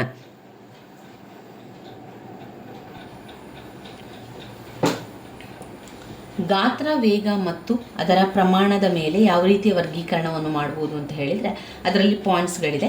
1 ಸೂಪರ್ ಕಂಪ್ಯೂಟರ್, 2 ಮೇನ್ ಫ್ರೇಮ್ಗಳು, 3 ಮಿನಿ ಕಂಪ್ಯೂಟರ್, 4 ಕಾರ್ಯಕ್ಷೇತ್ರ, 5 ಮೈಕ್ರೋ ಕಂಪ್ಯೂಟರ್, 6 ಲ್ಯಾಪ್ಟಾಪ್ ಮತ್ತು ನೋಟ್ ಪ್ಯಾಡ್ಗಳು, 5, 6 ಹ್ಯಾಂಡ್ ಗಣಕಗಳು, 6 ಪರ್ಸನಲ್ ಡಿಜಿಟಲ್ ಸಹಾಯಕ, ಆಮೇಲೆ ಸ್ಮಾರ್ಟ್ಫೋನ್ಗಳು, ಟ್ಯಾಬ್ಲೆಟ್ PC. ಇದಿಷ್ಟು ನಮ್ಮ ಗಾತ್ರ, ವೇಗ ಮತ್ತು ದಕ್ಷತೆಯನ್ನು ಆಧರಿಸಿ ವರ್ಗೀಕರಣ ಆಗಿದೆ. ಮೊದಲನೇದಾಗಿ ಸೂಪರ್ ಕಂಪ್ಯೂಟರ್ ಅಂದರೆ ಏನು? ಸೂಪರ್ ಕಂಪ್ಯೂಟರ್ ಅತ್ಯಂತ ಸಂಗ್ರಹಣ ಸಾಮರ್ಥ್ಯವನ್ನು ಮತ್ತು ಕಂಪ್ಯೂಟಿಂಗ್ ಪವರ್ ಹೊಂದಿದ್ದು ವೇಗವಾದ ಕಂಪ್ಯೂಟರ್ಗಳಾಗಿದೆ. ಅವು ಮೇನ್ ಫ್ರೇಮ್ಗಳಿಗಿಂತ ಹೆಚ್ಚು ಶಕ್ತಿಯುಳ್ಳದಾಗಿರುತ್ತದೆ. ಮಾಹಿತಿಯನ್ನು ತೀವ್ರ ಕಂಪ್ಯೂಟಿಂಗ್ ಮತ್ತು ದೊಡ್ಡ ಪ್ರಮಾಣದ ಮಾಹಿತಿಯನ್ನೊಳಗೊಂಡ ಕಾರ್ಯಗಳನ್ನು ನಿರ್ವಹಿಸಲು ಸೂಕ್ತವಾಗಿದೆ. ಅವು ಪ್ರತಿ ಸೆಕೆಂಡಿಗೆ 1 ಬಿಲಿಯನ್ ಸೂಚನೆಗಳನ್ನು ಸಂಸ್ಕರಿಸಬಲ್ಲವು. ಒಂದು ಸೂಪರ್ ಕಂಪ್ಯೂಟರ್ ಅನೇಕ ಸಂಸ್ಕರಣಗಳನ್ನು ಹೊಂದಿದ್ದು ಒಂದು ಸಮಯದಲ್ಲಿ ಅನೇಕ ಸೂಚನೆಗಳನ್ನು ಸಂಸ್ಕರಿಸಬಹುದು. ಆದರೆ ಸಾಂಪ್ರದಾಯಿಕ ಕಂಪ್ಯೂಟರ್ ಒಂದು CPU ಹೊಂದಿದ್ದು ಒಂದು ಸಮಯದಲ್ಲಿ ಒಂದು ಸೂಚನೆಯನ್ನು ಮಾತ್ರ ಸಂಸ್ಕರಿಸುತ್ತದೆ. ಸೂಪರ್ ಕಂಪ್ಯೂಟರ್ ಏಕಕಾಲಿಕ ಸಂಸ್ಕರಣೆ ಎಂಬ ತಂತ್ರವನ್ನು ಬಳಸಿಕೊಂಡಿದೆ. ಏಕಕಾಲಿಕ ಸಂಸ್ಕರಣೆಯಲ್ಲಿ ಸೂಚನೆಗಳನ್ನು ಏಕಕಾಲದಲ್ಲಿ ವಿವಿಧ ಪ್ರೊಸೆಸರ್ಗಳು ಕಾರ್ಯನಿರ್ವಹಿಸಿದಾಗ ಗಣನೆಯ ಸಮಯ ಕಡಿಮೆಯಾಗುತ್ತದೆ ಹಾಗೂ ಗಣನಾ ವೇಗ ಹೆಚ್ಚಳಕ್ಕೆ ಕಾರಣವಾಗುತ್ತದೆ. ಕೆಲವು ವಿಶಿಷ್ಟ ಸೂಪರ್ ಕಂಪ್ಯೂಟರ್ಗಳು ತಪ್ಪು ಸಂಹಿತೆಯುಳ್ಳ ಅವು ಕಾರ್ಯಾಚರಣೆಯ ಸಂದರ್ಭದಲ್ಲಿ ವಿಫಲವಾದರೆ ಯಂತ್ರಾಂಶ ಸ್ವಯಂಚಾಲಿತವಾಗಲು ಅಥವಾ ವ್ಯವಸ್ಥೆ ಪುನರ್ವಿನ್ಯಾಸಗೊಳಿಸಲು ಬ್ಯಾಕಪ್ ವ್ಯವಸ್ಥೆಯನ್ನು ಕೂಡ ಬಳಸ್ತದೆ. ಸೂಪರ್ ಕಂಪ್ಯೂಟರ್ಗಳನ್ನು ಹವಾಮಾನ ಮುನ್ಸೂಚನೆ, ಗೂಢ ಲಿಪಿಶಾಸ್ತ್ರ, ಶಸ್ತ್ರ ಸಂಶೋಧನೆ, ಔಷಧ ವೈಜ್ಞಾನಿಕ ಸಂಶೋಧನೆ ಇತ್ಯಾದಿಗಳಲ್ಲಿ ಬಳಸಲಾಗುತ್ತದೆ. ಸೂಪರ್ ಕಂಪ್ಯೂಟರ್ಗಳು ಉದಾಹರಣೆ ಕ್ರೇನ್ 2, ಪರಮ ಇತ್ಯಾದಿಗಳು.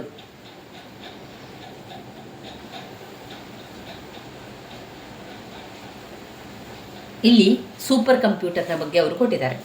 ಸೂಪರ್ ಕಂಪ್ಯೂಟರ್ನಲ್ಲಿ ನಾವು ನೋಡೋದಾದರೆ ಅವರೇನು ಹೇಳ್ತಾ ಇದ್ದಾರೆ ಅಂದರೆ, ಈ ಸೂಪರ್ ಕಂಪ್ಯೂಟರ್ ತುಂಬಾ ಸಂಗ್ರಹಣೆ ಮಾಡುವಂತಹ ಕೆಪ್ಯಾಸಿಟಿ, ಸಾಮರ್ಥ್ಯ ಅದಕ್ಕಿದೆ. ಅದು ತುಂಬ ವಿಷಯಗಳನ್ನು ತನ್ನಲ್ಲಿ ಸಂಗ್ರಹ ಮಾಡ್ತದೆ. ಯಾವುದು? Super computer. ಸೂಪರ್ ಕಂಪ್ಯೂಟರ್ ಅದರ ಒಂದು ಕಂಪ್ಯೂಟಿಂಗ್ ಪವರ್ ಕೂಡ ಅಷ್ಟೇ ರೀತಿಯ, ಯಾವ ರೀತಿ ಅದು ಶೇಖರಣಾ ಸಾಮರ್ಥ್ಯವನ್ನು ಹೊಂದಿದೆ, ಅದೇ ರೀತಿಯಲ್ಲಿ ಕಂಪ್ಯೂಟಿಂಗ್ನ ಪವರ್ ಕೂಡ ಅದು ಹೊಂದಿರ್ತದೆ. ವೇಗವಾಗಿ ಮಾಡುವಂತಹ ಒಂದು ಕಂಪ್ಯೂಟರ್ ಅಂದರೆ ಅದು ಸೂಪರ್ ಕಂಪ್ಯೂಟರ್. ಇದು ಯಾವುದಕ್ಕಿಂತ ಶಕ್ತಿಶಾಲಿಯಾಗಿದೆ? ಸೂಪರ್ ಕಂಪ್ಯೂಟರ್ ಎನ್ನುವಂಥದ್ದು ತುಂಬಾ ಶಕ್ತಿಶಾಲಿಯಾಗಿದೆ. ಯಾವುದಕ್ಕಿಂತ ಶಕ್ತಿಶಾಲಿಯಾಗಿದೆ? ಮೇನ್ ಫ್ರೇಮ್ ಕಂಪ್ಯೂಟರ್ ಇದೆಯಲ್ಲ, ಮೇನ್ ಫ್ರೇಮ್ ಕಂಪ್ಯೂಟರ್ಗಿಂತ ಈ ಸೂಪರ್ ಕಂಪ್ಯೂಟರ್ ಹೆಚ್ಚು ಶಕ್ತಿಯುಳ್ಳದ್ದಾಗಿರ್ತದೆ. ಅಲ್ಲಿ ಮಾಹಿತಿ, ತೀವ್ರ ಕಂಪ್ಯೂಟಿಂಗ್ ಮತ್ತು ದೊಡ್ಡ ಪ್ರಮಾಣದ ಮಾಹಿತಿಯನ್ನೊಳಗೊಂಡ ಕಾರ್ಯಗಳನ್ನು ನಿರ್ವಹಿಸಲು ಸೂಕ್ತವಾಗಿದೆ. ಪ್ರತಿ ಸೆಕೆಂಡಿಗೆ 1 ಬಿಲಿಯನ್ ಸೂಚನೆಗಳನ್ನು ಅದು ಸಂಸ್ಕರಿಸುತ್ತದೆ. ಅಷ್ಟೇ ಅಲ್ಲದೆ ಒಂದು ಸೂಪರ್ ಕಂಪ್ಯೂಟರ್ ಅನೇಕ ಸಂಸ್ಕಾರಗಳನ್ನು ಹೊಂದಿದ್ದು ಒಂದು ಸಮಯದಲ್ಲಿ ಅನೇಕ ಸೂಚನೆಗಳನ್ನು ಕೂಡ ಸಂಸ್ಕರಿಸಬಹುದು. ಆದರೆ ಸಾಂಪ್ರದಾಯಿಕ ಕಂಪ್ಯೂಟರ್ ಒಂದು CPU ಹೊಂದಿದ್ದು ಒಂದು ಸಮಯದಲ್ಲಿ ಒಂದು ಸೂಚನೆಯನ್ನು ಮಾತ್ರ ಅದು ಸಂಸ್ಕರಿಸುತ್ತದೆ. ಸೂಪರ್ ಕಂಪ್ಯೂಟರ್ ಏಕಕಾಲಿಕ ಸಂಸ್ಕರಣೆ ಎಂದು ತಂತ್ರವನ್ನು ಬಳಸಿಕೊಂಡಿದೆ. ತಾತ್ಕಾಲಿಕವಾಗಿ ಏನು ಮಾಡ್ತದೆ? ಸೂಪರ್ ಕಂಪ್ಯೂಟರ್ ಏಕಕಾಲಿಕ ಸಂಸ್ಕರಣೆ, ಏಕಕಾಲ ಅಂದರೆ ಒಂದೇ ಹೊತ್ತಿನಲ್ಲಿ ಎಲ್ಲವನ್ನು ಕೂಡ ಸಂಸ್ಕರಣೆ ಮಾಡುವಂಥದ್ದು ಇರ್ತದೆ. ಏಕಕಾಲಿಕ ಸಂಸ್ಕರಣೆಯಲ್ಲಿ ಸೂಚನೆಗಳನ್ನು ಏಕಕಾಲದಲ್ಲಿಯೇ ಅದು ಪ್ರೊಸೆಸರನ್ನು ಕಾರ್ಯನಿರ್ವಹಿಸ್ತದೆ. ಗಣನೆಯ ಸಮಯ ಏನಾಗ್ತದೆ? ಆಗ ಕಡಿಮೆ ಆಗ್ತದೆ. ಗಣನಾ ವೇಗ ಅದರ ಹೆಚ್ಚಾಗ್ತದೆ. ಆಮೇಲೆ ಕೆಲವು ವಿಶಿಷ್ಟ ಸೂಪರ್ ಕಂಪ್ಯೂಟರ್ಗಳು ತಪ್ಪು ಸಹಿಷ್ಣುತೆ ಉಳ್ಳವುಗಳಾಗಿರ್ತದೆ. ಅವರು ತಪ್ಪಾಗಿ ತಿಳಿಸುವಂಥದ್ದು ಆ ಕಂಪ್ಯೂಟರ್. ಆ ಕಾರ್ಯಾಚರಣೆಯ ಸಂದರ್ಭದಲ್ಲಿ ವಿಫಲವಾದರೆ ಯಂತ್ರಾಂಶ ಕಾರ್ಯಾಚಲಿತವಾಗಲು ಅಥವಾ ವ್ಯವಸ್ಥೆ ಪುನರ್ವಿನ್ಯಾಸಗೊಳಿಸಲು ಕೂಡ ಬ್ಯಾಕಪ್ ವ್ಯವಸ್ಥೆಯನ್ನು ಬಳಸಿದೆ. ಸೂಪರ್ ಕಂಪ್ಯೂಟರ್ಗಳನ್ನು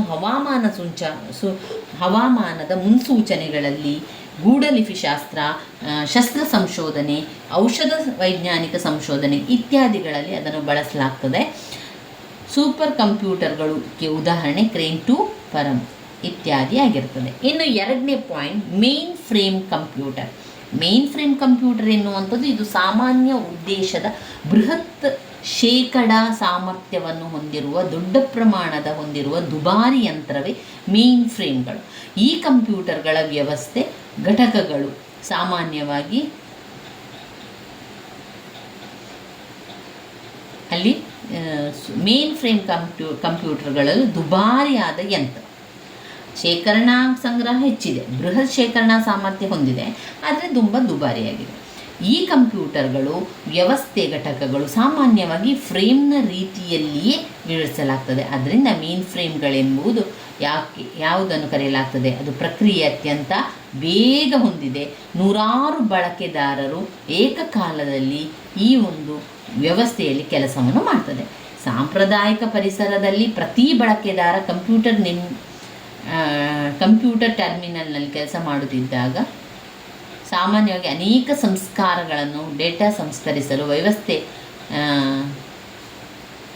ವ್ಯವಸ್ಥೆಯ ಥ್ರೋಫುಟ್ ಹೆಚ್ಚಿಸಲು ಪ್ರತ್ಯೇಕ ಇನ್ಪುಟ್ ಔಟ್ಪುಟ್ ಪ್ರೊಸೆಸರ್ಗಳನ್ನು ಬಳಸಿಕೊಳ್ತದೆ. ಅವುಗಳು ವ್ಯವಹಾರ ಪ್ರಕ್ರಿಯೆ, ಹಣಕಾಸು, ಅಪ್ಲಿಕೇಶನ್, ವೇತನ, ಗಣಿತಕ್ಕೆ ಬಂಡವಾಳ ವಿಶ್ಲೇಷಣೆ ಇತ್ಯಾದಿಗಳು ಇರ್ತದೆ. ಅವುಗಳು ಕೂಡ 14ರಿಂದ 20 MICS ವೇಗದಲ್ಲಿ ಕಂಪ್ಯೂಟರ್ ಪದಗಾತ್ರ 64 ಬಿಟ್ಗಳು ಮೀರಿದ ಪ್ರಕ್ರಿಯೆ ಸಾಮರ್ಥ್ಯವನ್ನು ಹೊಂದಿದೆ. ಈ ಕಂಪ್ಯೂಟರ್ಗಳಿಗೆ ಉದಾಹರಣೆ ಅಂತ ಹೇಳಿದರೆ ಅದು IBM 370, UNI VAC 1100, ವ್ಯಾಕ್ಸ್ 8000 ಇತ್ಯಾದಿ. ಇದು ಮೇನ್ ಫ್ರೇಮ್ ಕಂಪ್ಯೂಟರ್ಗಳಲ್ಲಿ ಬರ್ತದೆ.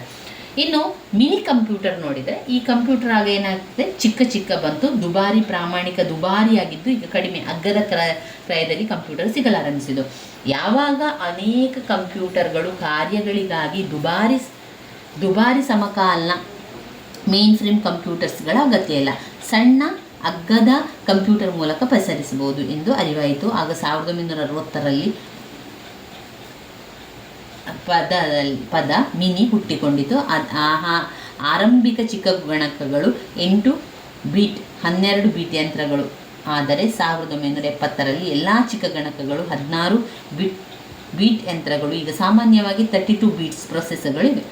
ಈ 32 ಬೀಟ್ ಮಿನಿ ಕಂಪ್ಯೂಟರನ್ನು ಸೂಪರ್ ಮಿನಿ ಎಂದು ಕರೆಯಲಾಗ್ತದೆ. ಸೂಪರ್ ಮಿನಿಯು ದೊಡ್ಡ ಮೆಮೊರಿ, ಹೆಚ್ಚು ಬಾಹ್ಯ ಸಾಧನಗಳನ್ನು ಮತ್ತು ಹಿಂದಿನ ಚಿಕ್ಕ ಗಣಕಗಳಿಗೆ ಹೋಲಿಸಿದರೆ ಕಂಪ್ಯೂಟರ್ನಲ್ಲಿ ಏಕಕಾಲದಲ್ಲಿ ಕೆಲಸ ಹೆಚ್ಚು ಬಳಕೆದಾರರನ್ನು ಬೆಂಬಲಿಸಬಲ್ಲದು. ಚಿಕ್ಕ ಗಣಕಗಳು ಮೇನ್ ಫ್ರೇಮ್ಗಳಿಗಿಂತ ನಿಧಾನ ಮತ್ತು ಮೇನ್ ಫ್ರೇಮ್ಗಳಿಗಿಂತ ಕಡಿಮೆ ಮೆಮೊರಿ ಹೊಂದಿದೆ. ಅವುಗಳನ್ನು ರಿಯಲ್ ಟೈಮ್ ಅಪ್ಲಿಕೇಶನ್ಗಳಿಗಾಗಿ ವಿನ್ಯಾಸಗೊಳಿಸಲಾಗಿದೆ. ಅದಾಗಿ ಕೂಡ ಏನಾಗ್ತದೆ, ಅವುಗಳು ಒಂದು ಜಾಲಬಂಧ ಪರಿಸರದಲ್ಲಿ ಸರ್ವರ್ ರೀತಿ ವರ್ತಿಸ್ತದೆ. ಹೆಚ್ಚಿನ ಚಿಕ್ಕ ಗಣಕಗಳು ಅನೇಕ ಟರ್ಮಿನಲ್ಸ್ಗಳನ್ನು ನಿಭಾಯಿಸಬಲ್ಲದು. ತನ್ಮೂಲಕ ಒಂದು ಕಡಿಮೆ ಸಂಖ್ಯೆಯ ಬಳಕೆದಾರರಿಗೆ ಕಡಿಮೆ ವೆಚ್ಚದಲ್ಲಿ ಒಂದು ಮೇನ್ ಫ್ರೇಮ್ ಪರಿಸರ ಒದಗಿಸಬಲ್ಲದು. ಚಿಕ್ಕ ಗಣಕಗಳನ್ನು ಹಲವಾರು ವ್ಯವಹಾರ ಕಾರ್ಯಗಳು, ಮಾರುಕಟ್ಟೆ ವಿಶ್ಲೇಷಣೆ, ಧನ ಪ್ರಕ್ರಿಯೆಗೊಳಿಸಲು ಇತ್ಯಾದಿ ಕಾರ್ಯಗಳಿಗೆ ಬಳಸಲಾಗ್ತದೆ. ಇಂತಹ ಚಿಕ್ಕ ಗಣಕಗಳ ಉದಾಹರಣೆಗೆ IBM ಸಿಸ್ಟಮ್, PDP-11 ಇತ್ಯಾದಿ. ಅಂದರೆ ಇಲ್ಲಿ ಮಿನಿ ಕಂಪ್ಯೂಟರ್ ಎನ್ನುವಂತಹ ಹೆಸರು ಚಿಕ್ಕದಾಗಿದ್ರೂ ಕೂಡ ಅದರ ಸಾಮರ್ಥ್ಯ ಕೂಡ ಹೆಚ್ಚಿರ್ತದೆ. ಅಷ್ಟೇ ಅಲ್ಲದೆ ಅದಕ್ಕೆ ಬೇಕಾದಂತಹ ಒಂದು ವ್ಯವಸ್ಥೆಗಳನ್ನು ಕೂಡ ಮಾಡಿಕೊಳ್ಳುವಂಥದ್ದು. ಇದು ಮೂರನೇದು. ನಾಲ್ಕನೇ ಕಂಪ್ಯೂಟರ್ ಕಾರ್ಯಕ್ಷೇತ್ರ.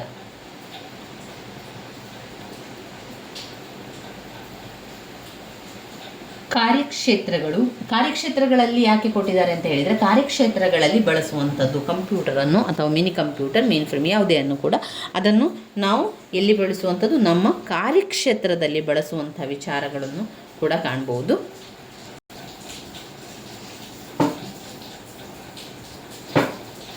ಕಾರ್ಯಕ್ಷೇತ್ರದಲ್ಲಿ ಕಂಪ್ಯೂಟರನ್ನು ಬಳಸುವಂಥದ್ದು ಅಂತ ಹೇಳಿದರೆ, ಈಗ ನಾವು ಎಲ್ಲ ಕಡೆಗಳಲ್ಲಿ ನೋಡ್ಬೋದು, ಕಾರ್ಯಕ್ಷೇತ್ರಗಳಲ್ಲಿ ನಮಗೆ ಕಂಪ್ಯೂಟರ್ಗಳ ಅವಶ್ಯಕತೆ ತುಂಬಾ ಇದೆ. ಅದರ ಒಂದು ಕಾರ್ಯಕ್ಷೇತ್ರಗಳು ಮಧ್ಯಮ ಶ್ರೇಣಿಯ ಕಂಪ್ಯೂಟರ್ ಮತ್ತು PC-ಗಳ ನಡುವೆ ಬರ್ತದೆ. ಇವು ವೈಯಕ್ತಿಕ ಕಂಪ್ಯೂಟರ್ನ ಅನೇಕ ಲಕ್ಷಣಗಳನ್ನು ಕೂಡ ಹೊಂದಿದೆ. ಒಂದು ಮಿನಿ ಕಂಪ್ಯೂಟರ್ನ ಪ್ರೊಸೆಸಿಂಗ್ ಸಾಮರ್ಥ್ಯ, ಕಾರ್ಯಕ್ಷೇತ್ರದ ಕಂಪ್ಯೂಟರ್ನಲ್ಲಿ ಮಿನಿ ಕಂಪ್ಯೂಟರ್ನಲ್ಲಿ ಎಷ್ಟು ಸಾಮರ್ಥ್ಯ ಇದೆ ಅಷ್ಟೇ ಸಾಮರ್ಥ್ಯವನ್ನು ಕಾರ್ಯಕ್ಷೇತ್ರದಲ್ಲಿ ಕೂಡ ಇರ್ತದೆ. ಅವುಗಳನ್ನು ವ್ಯಕ್ತಿಗಳು ಅಥವಾ ವ್ಯಕ್ತಿಗಳ ಗುಂಪುಗಳು ಬಳಸ್ಬೋದು, ಒಬ್ಬ ವ್ಯಕ್ತಿ ಕೂಡ ಬಳಸ್ಬೋದು. ಅಷ್ಟೇ ಅಲ್ಲದೆ ತುಂಬ ಜನರು ಸೇರಿ ಕೂಡ ಅದನ್ನು ಬಳಸ್ಕೊಳ್ಬೋದು. ಕಾರ್ಯಕ್ಷೇತ್ರಗಳು ವಿಶಿಷ್ಟವಾಗಿ ಹೆಚ್ಚು ಪ್ರಾಥಮಿಕ ಮತ್ತು ಮಾಧ್ಯಮಿಕ ಸಂಗ್ರಹ ಸಾಮರ್ಥ್ಯವನ್ನು ಹೊಂದಿದ್ದು ಮುಂದುವರಿದ ಸಂಸ್ಕಾರಗಳನ್ನು ಬಳಸ್ತದೆ. ಇವು ಸುಧಾರಿತ ವಿನ್ಯಾಸ, ಮಾಡೆಲಿಂಗ್, ಆನಿಮೇಷನ್ ಮತ್ತು ವಿಡಿಯೋ ಸಂಪಾದನೆ ನಿರ್ವಹಿಸಲು ದೊಡ್ಡ ಹೈ ರೆಸಲ್ಯೂಷನ್ ಮಾನಿಟರ್ ಮತ್ತು ವೇಗವರ್ಧಿತ ಗ್ರಾಫಿಕ್ ಸಂಸ್ಕಾರಗಳು ಸಜ್ಜುಗೊಂಡಿದೆ. ಕಾರ್ಯಕ್ಷೇತ್ರಗಳಲ್ಲಿ ಅತೀಯವಾಗಿ ಇಂಜಿನಿಯರ್ಗಳು, ವಿನ್ಯಾಸಗಾರರು, ವಾಸ್ತುಶಿಲ್ಪಿಗಳು, ಚಿತ್ರ ಉದ್ಯಮ ಅನಿಮೇಟರ್ಗಳು ಮತ್ತು ಅನ್ವಿಕ ನಮೂನೆ ಸಿಮ್ಯುಲೇಟರ್ಗಳಲ್ಲಿ ಬಳಸ್ತಾರೆ. ಕಾರ್ಯಕ್ಷೇತ್ರಗಳ ಉದಾಹರಣೆಗಳು HP 700 ಸರಣಿ ಇತ್ಯಾದಿ. ಕಾರ್ಯಕ್ಷೇತ್ರಗಳು ಅಂತ ಬಂದಾಗ ಅದು ಮಿನಿ ಕಂಪ್ಯೂಟರ್ನ ಸಾಮರ್ಥ್ಯ ಕೂಡ ಅದರಲ್ಲಿ ಇದೆ ಎನ್ನುವಂಥದ್ದು. ಮಧ್ಯಮ ಶ್ರೇಣಿಯ ಕಂಪ್ಯೂಟರ್ ಅದು PC-ಯ ನಡುವೆ ಬರುವಂಥದ್ದು, ಮಧ್ಯಮ ಶ್ರೇಣಿಯ ಕಂಪ್ಯೂಟರ್ ಮತ್ತು PC-ಗಳ ನಡುವೆ ಬರುವಂಥ ಕಾರ್ಯಕ್ಷೇತ್ರ ಆಗಿರುವಂಥದ್ದು. ಇದು ವೈಯಕ್ತಿಕವಾಗಿ ಇದನ್ನು ಬಳಸ್ಬೋದು, ಅಲ್ಲದೆ ಗ್ರೂಪ್ಗಳಲ್ಲಿ ಎಲ್ಲರೂ ಸೇರಿ ಜೊತೆಯಾಗಿ ಕೂಡ ಇದನ್ನು ಮಾಡ್ಕೊಳ್ಬೋದು. ಇನ್ನು ಬರುವಂಥದ್ದು ಮೈಕ್ರೋ ಕಂಪ್ಯೂಟರ್. 5ನೇ ಕಂಪ್ಯೂಟರ್ ಮೈಕ್ರೋ ಕಂಪ್ಯೂಟರ್. ಮೈಕ್ರೋ ಪ್ರೊಸೆಸರ್ಗಳನ್ನು ಬಳಸಿ ನಿರ್ಮಿಸಿದ ಕಡಿಮೆ ವೆಚ್ಚದ ಮಂದಗತಿಯ ಯಂತ್ರಗಳೇ ಮೈಕ್ರೋ ಕಂಪ್ಯೂಟರ್. ಈ ಮೈಕ್ರೋ ಕಂಪ್ಯೂಟರ್ಗಳನ್ನು ಪರ್ಸನಲ್ ಕಂಪ್ಯೂಟರ್ ಅಂತಲೂ ಕರೀತೇವೆ. ಕಚೇರಿಯಲ್ಲಿ ವೈಯಕ್ತಿಕ ಬಳಕೆಗೆ ಇದನ್ನು ಮೈಕ್ರೋ ಕಂಪ್ಯೂಟರ್ಗಳನ್ನು ವಿನ್ಯಾಸಗೊಳಿಸಲಾಗಿದೆ. ಇವುಗಳನ್ನು ಸಾಮಾನ್ಯವಾಗಿ ಪದ ಸಂಸ್ಕರಣೆ ಮಾಡಲು, ಕೆಲಸ ಮತ್ತು ಸ್ಪ್ರೆಡ್ ಶೀಟ್ ಅಪ್ಲಿಕೇಶನ್ಗಳಿಗೆ ಉಪಯೋಗಿಸಲಾಗ್ತದೆ. ಒಂದು ಪಿಸಿಯಲ್ಲಿ ಮೂಲ ಘಟಕಗಳು, ಸಿಸ್ಟಮ್ ಯೂನಿಟ್, ವಿಡಿಯೋ ಪ್ರದರ್ಶನ ಟರ್ಮಿನಲ್, ಕೀಬೋರ್ಡ್ ಮತ್ತು ಮೌಸ್ ಇದೆ. ಸಿಸ್ಟಮ್ ಯೂನಿಟ್ ಆಯತಾಕಾರದ ಲೋಹದ ಬಾಕ್ಸ್ ಆಗಿದ್ದು ಇದರಲ್ಲಿ ಸಂಸ್ಕರಿಸುವ ಘಟಕವಿದೆ. ಈ ಘಟಕವು ಪ್ರಾಥಮಿಕ ಮೆಮೊರಿ, ಡಿಸ್ಕ್ ಡ್ರೈವ್ಗಳು, ವಿದ್ಯುತ್ ಪೂರೈಕೆ ಮತ್ತು ಇನ್ಪುಟ್ ಮತ್ತು ಔಟ್ಪುಟ್ ಸಾಧನಗಳನ್ನು ಸಂಪರ್ಕಿಸಲು ಸ್ವಿಚ್ಗಳನ್ನು ಹೊಂದಿದೆ. ದರ್ಶಕ ಘಟಕ ಡೇಟಾ ಸೂಚನೆಗಳನ್ನು ಮತ್ತು ಔಟ್ಪುಟ್ ಚಿತ್ರಗಳನ್ನು ಬಳಕೆದಾರರಿಗೆ ಒದಗಿಸುತ್ತದೆ. ಕೀಬೋರ್ಡ್ ಮತ್ತು ಮೌಸ್ ಜನಪ್ರಿಯ ಇನ್ಪುಟ್ ಸಾಧನೆಗಳು. ಒಂದು ಪಿಸಿ ಘಟಕಗಳನ್ನು ಬಳಕೆದಾರನ ವಿನ್ಯಾಸ ಪೂರೈಸಲು ಕಸ್ಟಮೈಸ್ ಕೂಡ ಮಾಡ್ಬೋದು. ಉದಾಹರಣೆಯನ್ನು ನಾವು ನೋಡಿದರೆ, ಒಂದು ಬಳಕೆದಾರ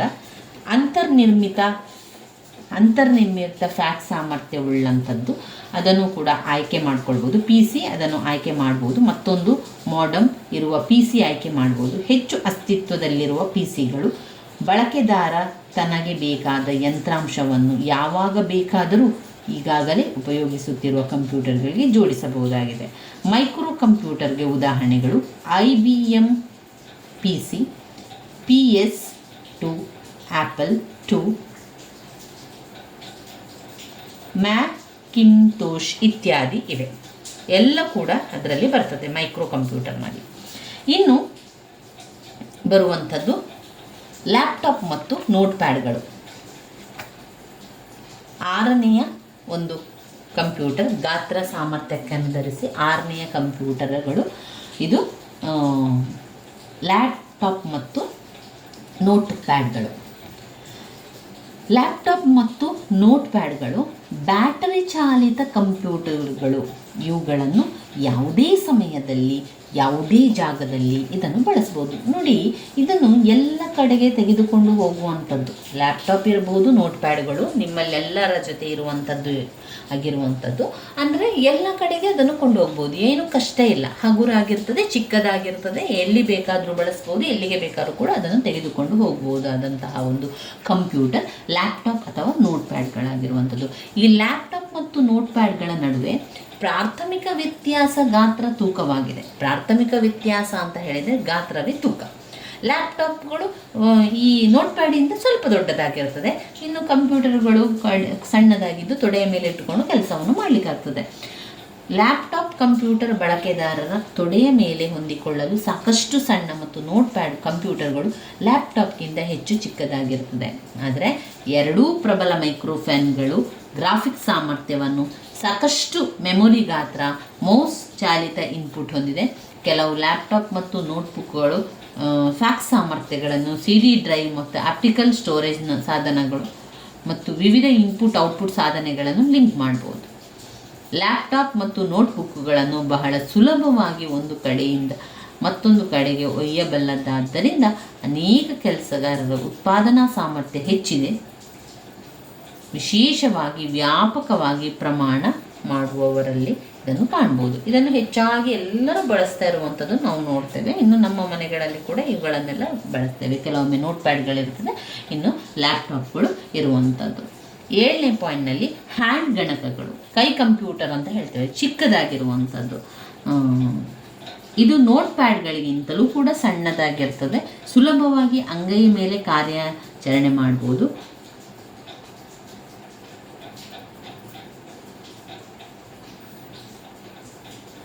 ಇದು ಹ್ಯಾಂಡ್ ಗಣಕಗಳು ಅಂತ ಹೇಳುವಂಥದ್ದು. ಹ್ಯಾಂಡ್ ಗಣಕಗಳಲ್ಲಿ ಕೈ ಮೇಲೆ ಕಾರ್ಯಾಚರಣೆ, ಪರ್ಸನಲ್ ಡಿಜಿಟಲ್ ಸಹಾಯಕ, smartphone, tablet, PC, personal digital computer, ಆಮೇಲೆ ಸ್ಮಾರ್ಟ್ಫೋನ್, ಟ್ಯಾಬ್ಲೆಟ್, PC ಆಗಿರುವಂಥದ್ದು. ಇನ್ನು ಹ್ಯಾಂಡ್ ಗಣಕಗಳು ಅಂದರೆ ಕೈ ಕಂಪ್ಯೂಟರ್ ಅಂತ ಹೇಳುವಂಥದ್ದು. ಒಂದು ನೋಟ್ ಪ್ಯಾಡ್ಗಳಿಗಿಂತಲೂ ಕೂಡ ಸಣ್ಣದಾಗಿರುವಂಥದ್ದು. ಪಾಮ್ ಟಾಪ್ ಅಂತ ಹೇಳೋದು ಅಂದರೆ ಕೈಯಲ್ಲಿ ಇಡುವಂತಹ ಅಷ್ಟೇ ಚಿಕ್ಕದಾಗಿರುವಂತಹ ಗಣಕಗಳಾಗಿರುವಂಥದ್ದು. ಅದು ಸುಲಭವಾಗಿ ಅಂಗೈ ಮೇಲೆ ಕಾರ್ಯಾಚರಣೆಯನ್ನು ಮಾಡ್ಬೋದು. ಅದನ್ನು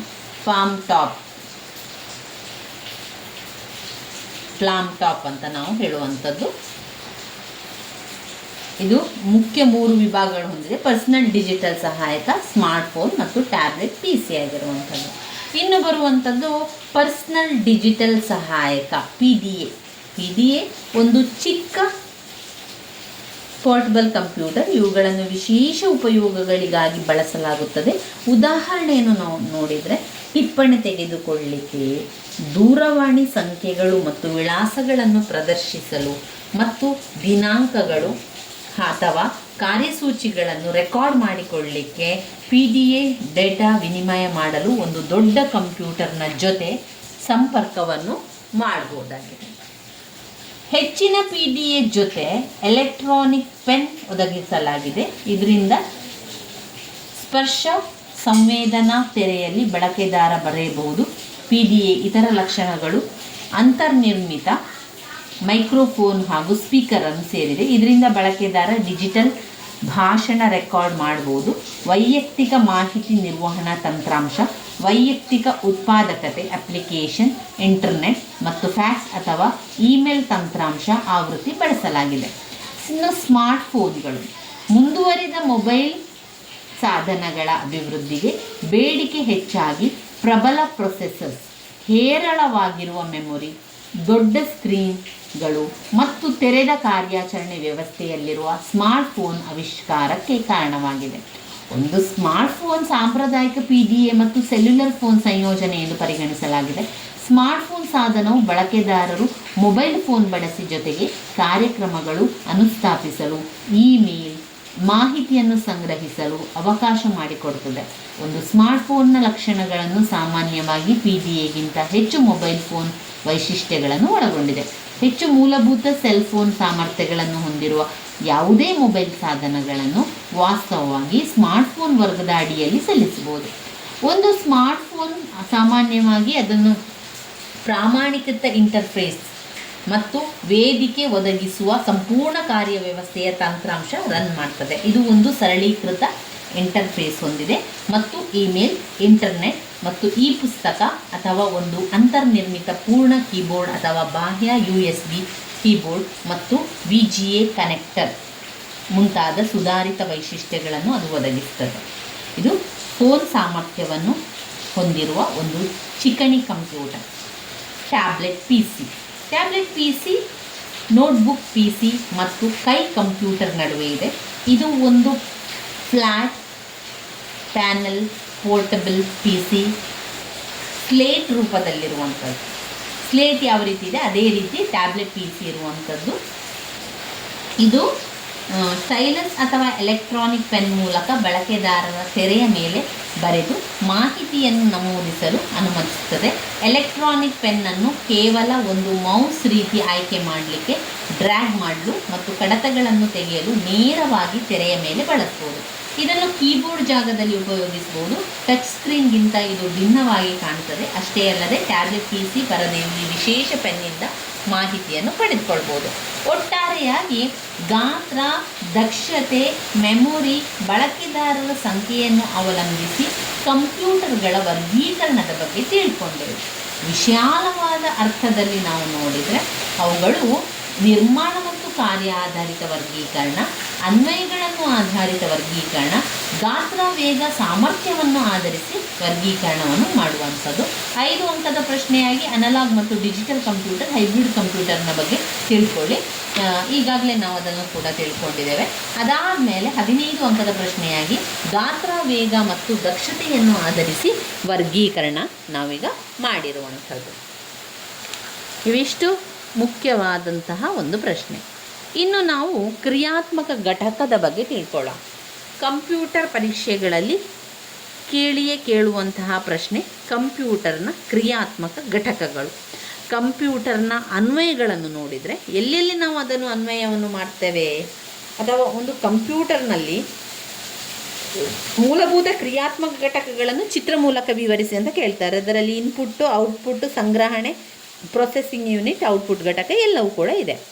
ಕಂಪ್ಯೂಟರ್ನ ಅನ್ವಯಗಳು ಯಾವುದೆಲ್ಲ ಕಂಪ್ಯೂಟರ್ನ ಅನ್ವಯಗಳು ಅಂತ ನೋಡಿದರೆ ಎಲ್ಲೆಲ್ಲ ನಾವು ಬಳಸ್ತೇವೆ ಅದನ್ನು ನೋಡಿ. ಕಂಪ್ಯೂಟರ್ ಮಾನವನ ಪ್ರತಿಯೊಂದು ಕ್ಷೇತ್ರಕ್ಕೂ ಕೂಡ ಅವಶ್ಯಕ. ಮಾನವನ ಪ್ರತಿಯೊಂದು ಕ್ಷೇತ್ರದ ಚಟುವಟಿಕೆಯನ್ನು ಮಾಡಲಿಕ್ಕೂ ಕೂಡ ಇದು ಕಂಪ್ಯೂಟರ್ ಬೇಕು. ಸರಕಾರದ, ಶಿಕ್ಷಣದ, ವೈದ್ಯಕೀಯ ಶಾಸ್ತ್ರ, ವೈಜ್ಞಾನಿಕ ಸಂಶೋಧನೆಯಲ್ಲಿ, ಕಾನೂನಿನಲ್ಲಿ, ಸಾಮಾಜಿಕ ವಿಜ್ಞಾನಗಳಲ್ಲಿ, ಸಂಗೀತ, ಚಿತ್ರಕಲೆ ಮುಂತಾದ ಉದ್ಯಮಗಳಲ್ಲೂ ಕೂಡ ಇದು ಅನೇಕ ಬದಲಾವಣೆಗಳನ್ನು ತಂದಿದೆ. ಕಂಪ್ಯೂಟರ್ಗಳನ್ನು ಎಲ್ಲೆಲ್ಲ ಬಳಸ್ತೇವೆ? ಶಿಕ್ಷಣಗಳಲ್ಲಿ, ಲೇವಾದೇವಿಗಳಲ್ಲಿ, ವಿಮಾನ ಮತ್ತು ರೈಲ್ವೆ ಮೀಸಲು, ರೋಗ ನಿರ್ಣಯದಲ್ಲಿ, ಹವಾಮಾನ ಮುನ್ಸೂಚನೆಗೆ, ಕಾರ್ಟೂನ್ ಚಿತ್ರ ನಿರ್ಮಾಣ, ಸ್ಪೇಸ್ ಸಂಶೋಧನೆ ಮತ್ತು ಮಾಹಿತಿ ತಂತ್ರಜ್ಞಾನಕ್ಕೆ ಇದನ್ನು ನಾವು ಬಳಸ್ತೇವೆ.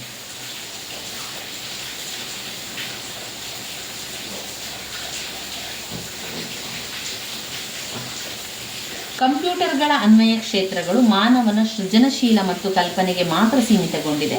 ವಾಸ್ತವವಾಗಿ ಒಂದು ನಿಖರವಾದ ಹಂತವಾದ ವಿಧಾನವನ್ನು ಬಳಸಿಕೊಂಡು ಯಾವುದೇ ಕೆಲಸವನ್ನು ಕಂಪ್ಯೂಟರ್ ಬಳಸಿಕೊಂಡು ವ್ಯವಸ್ಥಿತವಾಗಿ ನಡೆಸಬಹುದು. ಆದ್ದರಿಂದ ಪ್ರತಿ ಶಿಕ್ಷಿತರು ಇಂದು ಕಂಪ್ಯೂಟರ್, ಅದರ ಸಾಮರ್ಥ್ಯ, ದೌರ್ಬಲ್ಯಗಳನ್ನು ಮತ್ತು ಅದರ ಆಂತರಿಕ ರಚನೆಯ ಬಗ್ಗೆ ತಿಳಿದುಕೊಳ್ಳುವುದು ತುಂಬಾ ಅವಶ್ಯಕ ಅಂತ ಹೇಳುವಂಥದ್ದು. ನಾವು ವೆರಿ ಇಂಪಾರ್ಟೆಂಟ್ ಆಗಿರುವಂಥ ಒಂದು ಪ್ರಶ್ನೆಯನ್ನು ನೋಡುವ. ಇದು ಕಂಪ್ಯೂಟರ್ನ ಕ್ರಿಯಾತ್ಮಕ ಘಟಕ. ಕಂಪ್ಯೂಟರ್ನ ಕ್ರಿಯಾತ್ಮಕ ಘಟಕವನ್ನು ಚಿತ್ರದ ಮೂಲಕ ವಿವರಿಸಿ ಅಂತ ಕೇಳಿದರೆ ನಾವು ಸಂಪೂರ್ಣವಾಗಿ ಈ ಚಿತ್ರವನ್ನು ಮಾಡಿ ಅದರ ಪಾಯಿಂಟ್ಸ್ಗಳನ್ನು ಒಂದೊಂದಾಗಿ ವಿವರಿಸ್ತಾ ಹೋಗಬೇಕು. ಇಲ್ಲಿ ಮೊದಲಿಗೆ CPU, ಸೆಂಟ್ರಲ್ ಪ್ರೊಸೆಸಿಂಗ್ ಯೂನಿಟ್ ಅಂತ ಇದೆ. ಅದನ್ನು ನೀವು ಕನ್ನಡದಲ್ಲಿ ಕೂಡ ಆ ರೀತಿ ಬರೀಬಹುದು. ಕಂಪ್ಯೂಟರ್ನ ಕ್ರಿಯಾತ್ಮಕ ಘಟಕಗಳು ಅಂತ ಬರೀರಿ. ನಂತರ ಇಲ್ಲಿ ಇನ್ಪುಟ್ ಬಲದ ಬದಿಯಲ್ಲಿ, ಔಟ್ಪುಟ್ ಎಡದ ಬದಿಯಲ್ಲಿ ಇನ್ಪುಟ್. ನಂತರ ಅದಕ್ಕೆ ಒಂದು ಬಾಕ್ಸ್ ಮಾಡಬೇಕು. ಈ ರೀತಿಯಾಗಿ ಬಾಕ್ಸ್ ಮಾಡಬೇಕು. ಇಲ್ಲಿ ಔಟ್ಪುಟ್ ಯೂನಿಟ್ ಅಂತ ಇದೆ, ಇದು ಇನ್ಪುಟ್ ಯೂನಿಟ್ ಅಂತಿದೆ. ಮೊದಲಿಗೆ ನಾವು ಇನ್ಪುಟ್ಟನ್ನು ಹಾಕುವಂಥದ್ದು, ನಮಗೆ ಕೊನೆಯದಾಗಿ ಸಿಕ್ಕುವಂಥದ್ದು ಉತ್ತರವಾಗಿ ಔಟ್ಪುಟ್. ಇದಕ್ಕೆರಡಕ್ಕೂ ಕೂಡ ಬಾಣವನ್ನು ಹಾಕಿ ನಂತರ ದೊಡ್ಡದಾದ ಒಂದು ಬಾಕ್ಸ್, ನಿಮ್ಮ ಉತ್ತರ ಪತ್ರಿಕೆಯಲ್ಲಿ ಒಂದು ಪುಟದಷ್ಟು ನೀವು ಉತ್ತರವನ್ನು ಇದನ್ನು ಚಿತ್ರವನ್ನು ಮಾಡ್ಬೋದು. ಒಂದು ಪುಟದಷ್ಟು ಚಿತ್ರವನ್ನು ಮಾಡಿ ಒಂದು ದೊಡ್ಡ ಬಾಕ್ಸ್ ಹಾಕಿ ಅಲ್ಲಿ ಸೆಂಟ್ರಲ್ ಪ್ರೊಸೆಸಿಂಗ್ ಯೂನಿಟ್ ಅಂತ ಹಾಕಿ. ಆ ದೊಡ್ಡ ಬಾಕ್ಸಿನ ಒಳಗೆ ಮತ್ತೆ 3 ಬಾಕ್ಸ್ಗಳು ಬೇಕು ನಮಗೆ. ಮತ್ತೆ 3 ಬಾಕ್ಸ್ಗಳು, ಒಂದು ಕಂಟ್ರೋಲ್ ಯೂನಿಟ್ ಮತ್ತು ಅರಿಥಮೆಟಿಕ್ ಆ್ಯಂಡ್ ಲಾಜಿಕ್ ಯೂನಿಟ್, ಅಂಕಗಣಿತ ಮತ್ತು ತರ್ಕಶಾಸ್ತ್ರದ ಘಟಕ, ಕೇಂದ್ರ ಸಂಸ್ಕರಣಾ ಘಟಕ, ಮೆಮೊರಿ ಯೂನಿಟ್, ಸ್ಮರಣೆಯ ಒಂದು ಯೂನಿಟ್. ಈ ರೀತಿಯಾಗಿ control unit, arithmetic and logic unit ಅಂದರೆ ಅಂಕಗಣಿತ ಮತ್ತು ತರ್ಕಶಾಸ್ತ್ರದ ರಚನೆ, ಆಮೇಲೆ ಸ್ಮರಣ ಮೆಮೊರಿ ಯೂನಿಟ್ ಆಗಿರುವಂಥದ್ದು. ಕೊನೆಗೆ ಸೆಕೆಂಡ್ರಿ ಮೆಮೊರಿ ಯೂನಿಟ್, ದ್ವಿತೀಯ ಸಂಗ್ರಹಣ ಸಾಧನ ಆಗಿರುವಂಥದ್ದು ಸೆಕೆಂಡ್ರಿ ಮೆಮೊರಿ ಯೂನಿಟ್. ಈಗ ಕಂಟ್ರೋಲ್ ಯೂನಿಟ್ ಎರಡನೇದಾಗಿ arithmetic and logic unit. Memory ಯೂನಿಟಿನಿಂದ ಒಂದು ಬಾಣ ಮೇಲೆಗೆ, ಒಂದು ಬಾಣ ಕೆಳಗೆ, ಹಾಗೆ ಮೆಮೊರಿ ಯೂನಿಟಿನಿಂದ ಒಂದು ಬಾಣ ಕೆಳಗೆ, ಒಂದು ಬಾಣ ಮೇಲೆ. ಸೆಕೆಂಡ್ರಿ ಮೆಮೊರಿ ಯೂನಿಟ್ ಹೊರಗಡೆಯಲ್ಲಿ ಒಂದು ಬಾಕ್ಸ್, ದೊಡ್ಡದಾದ ಬಾಕ್ಸಿನ ಹೊರಗಡೆ ಮತ್ತೊಂದು ಬಾಕ್ಸನ್ನು ಹಾಕಬೇಕು. ಅಲ್ಲಿ ಸೆಕೆಂಡ್ರಿ ಮೆಮೊರಿ ಯೂನಿಟ್ ಅಂತ ಇದೆ. ಮೇಲ್ಗಡೆಗೆ ಒಂದು ಬಾಣ, ಕೆಳಗಡೆ ಒಂದು ಬಾಣವನ್ನು ಹಾಕಲಿಕ್ಕಿದೆ. ಮೆಮೊರಿ ಯೂನಿಟಿನಿಂದಲೂ ಕೂಡ ಒಂದು ಮೇಲ್ಗಡೆಗೆ ಬಾಣ, ಮತ್ತೊಂದು ಕೆಳಗಡೆ ಚಿಹ್ನೆಯನ್ನು ಕೊಡುವಂಥದ್ದು. ಕಂಟ್ರೋಲ್ ಯೂನಿಟಿನಿಂದ ಮೆಮೊರಿ ಯೂನಿಟಿಗೆ ಒಂದು ಬಾಣ, ಹಾಗೆಯೇ ಕಂಟ್ರೋಲ್ ಯೂನಿಟಿನಿಂದ ಅರಿಥಮೆಟಿಕ್ ಲಾಜಿಕ್ ಯೂನಿಟಿಗೆ ಒಂದು ಬಾಣ. ಕಂಟ್ರೋಲ್ ಯೂನಿಟಿನಿಂದ ಮೆಮೊರಿ ಯೂನಿಟಿಗೆ, ಕಂಟ್ರೋಲ್ ಯೂನಿಟಿಂದ ಅರಿಥಮೆಟಿಕ್ ಲಾಜಿಕ್ ಯೂನಿಟಿಗೆ ಇದು ಡಾಟ್ ಆಗಿರುವಂತಹ ಬಾಣವನ್ನು ನಾವಲ್ಲಿ ಹಾಕಬೇಕು. ಇವಿಷ್ಟು ನಾವು ಮಾಡಲಿಕ್ಕೆ ಕಲಿಯುವಂಥದ್ದು ಕ್ರಿಯಾತ್ಮಕ ಘಟಕ ಅಂತ ಬಂದಾಗ. ಇನ್ನು ಕ್ರಿಯಾತ್ಮಕ ಘಟಕವನ್ನು ವಿವರಿಸುವಂಥದ್ದು ಇನ್ಪುಟ್ ಸಂಗ್ರಹಣಾ ಘಟಕ, ಸೆಂಟ್ರಲ್ ಪ್ರೊಸೆಸಿಂಗ್ ಯೂನಿಟ್, ಔಟ್ಪುಟ್ ಘಟಕ. ಇದು ಪ್ರತಿ ಕಾರ್ಯದ ಕೆಳಗೆ ವಿವರಿಸಲಾಗಿದೆ. ಇನ್ಪುಟ್ ಘಟಕ ಅಂತ ಹೇಳಿದರೆ ಯಾವುದೇ ರೀತಿಯ ಇನ್ಪುಟ್, ಅಕ್ಷರಗಳಿರ್ಬೋದು, ಅದು ಸಂಖ್ಯೆಗಳಾಗಿರ್ಬೋದು, ಅದರ ಚಿಹ್ನೆಗಳಾಗಿರ್ಬೋದು, ಅದರ ಬಣ್ಣ ಇರ್ಬೋದು, ಅದರ ಧ್ವನಿ ಮುಂತಾದ ದತ್ತಾಂಶಗಳನ್ನು ಇನ್ಪುಟ್ ಸಾಧನಗಳ ಮೂಲಕ ಕಂಪ್ಯೂಟರಿಗೆ ನೀಡುವಂಥದ್ದು. ಸಂಕ್ಷಿಪ್ತವಾಗಿ ಕೆಲವು ಜನಪ್ರಿಯ ಇನ್ಪುಟ್ ಸಾಧನಗಳು ಕೀಲಿಮಣೆ, mouse, joystick, floppy hard disk, punch card, optical mark reader ಇತ್ಯಾದಿಗಳು ಇನ್ಪುಟ್ ಸಾಧನಗಳ ಬಗ್ಗೆ ಕಾರ್ಯವನ್ನು ನಿರ್ವಹಿಸುವಂಥದ್ದು. ಇನ್ಪುಟ್ ಸಾಧನಗಳಲ್ಲಿ ನಾವು ನೋಡುವುದಾದರೆ ಮಾಹಿತಿ ಮತ್ತು ಪ್ರೋಗ್ರಾಮ್ ಸ್ವೀಕರಿಸುತ್ತದೆ ಅಥವಾ ಓದುತ್ತದೆ. ಈಗ ಯಾವುದಾದ್ರೂ ನಮಗೆ ಒಂದು ಮಾಹಿತಿಯನ್ನು ಕೊಡಬೇಕು, ನಮಗೆ ಏನಾದರೂ ಒಂದು ಉತ್ತರ ಬೇಕು ಅಂತ ಆದಾಗ ನಾವು ಕಂಪ್ಯೂಟರ್ಗೆ ಏನು ಮಾಡ್ತೇವೆ, ಇನ್ಪುಟ್ ಸಾಧನವಾಗಿ ಮಾಹಿತಿಯನ್ನು ಕೊಡ್ತೇವೆ ಅಥವಾ ಪ್ರೋಗ್ರಾಮ್ಗಳನ್ನು ಕೊಡ್ತೇವೆ ಅಥವಾ ಸೂಚನೆಗಳನ್ನು ಕೊಡ್ತೇವೆ. ಅದು ಸ್ವೀಕರಿಸ್ತದೆ. ಅದನ್ನು ಸ್ವೀಕರಿಸಿ ಅದು ಕಂಪ್ಯೂಟರ್ ಭಾಷೆಗೆ ಅದನ್ನು ಕನ್ವರ್ಟ್ ಮಾಡ್ತದೆ, ಅಂದರೆ ಬೈನರಿ ಭಾಷೆಗೆ ಅದನ್ನು ಬದಲಿಸ್ತದೆ. ಬೈನರಿ ಭಾಷೆಗೆ ಬದಲಿಸಿ ಅದೇನು ಮಾಡ್ತದೆ, ಸೆಂಟ್ರಲ್ ಪ್ರೊಸೆಸಿಂಗ್ ಯೂನಿಟ್ಗೆ ಅದನ್ನು ಕಳಿಸುವಂಥದ್ದು. ಅಲ್ಲಿ ಅದು ಕಂಟ್ರೋಲ್ ಯೂನಿಟ್ ಮಾಡ್ತದೆ, ಅರಿಥಮೆಟಿಕ್ ಆ್ಯಂಡ್ ಲಾಜಿಕಲ್ ಯೂನಿಟ್ ಮಾಡ್ತದೆ, ಮೆಮೊರಿ ಯೂನಿಟ್ ಕೂಡ ಅಲ್ಲೇ ಇರುವಂಥದ್ದು.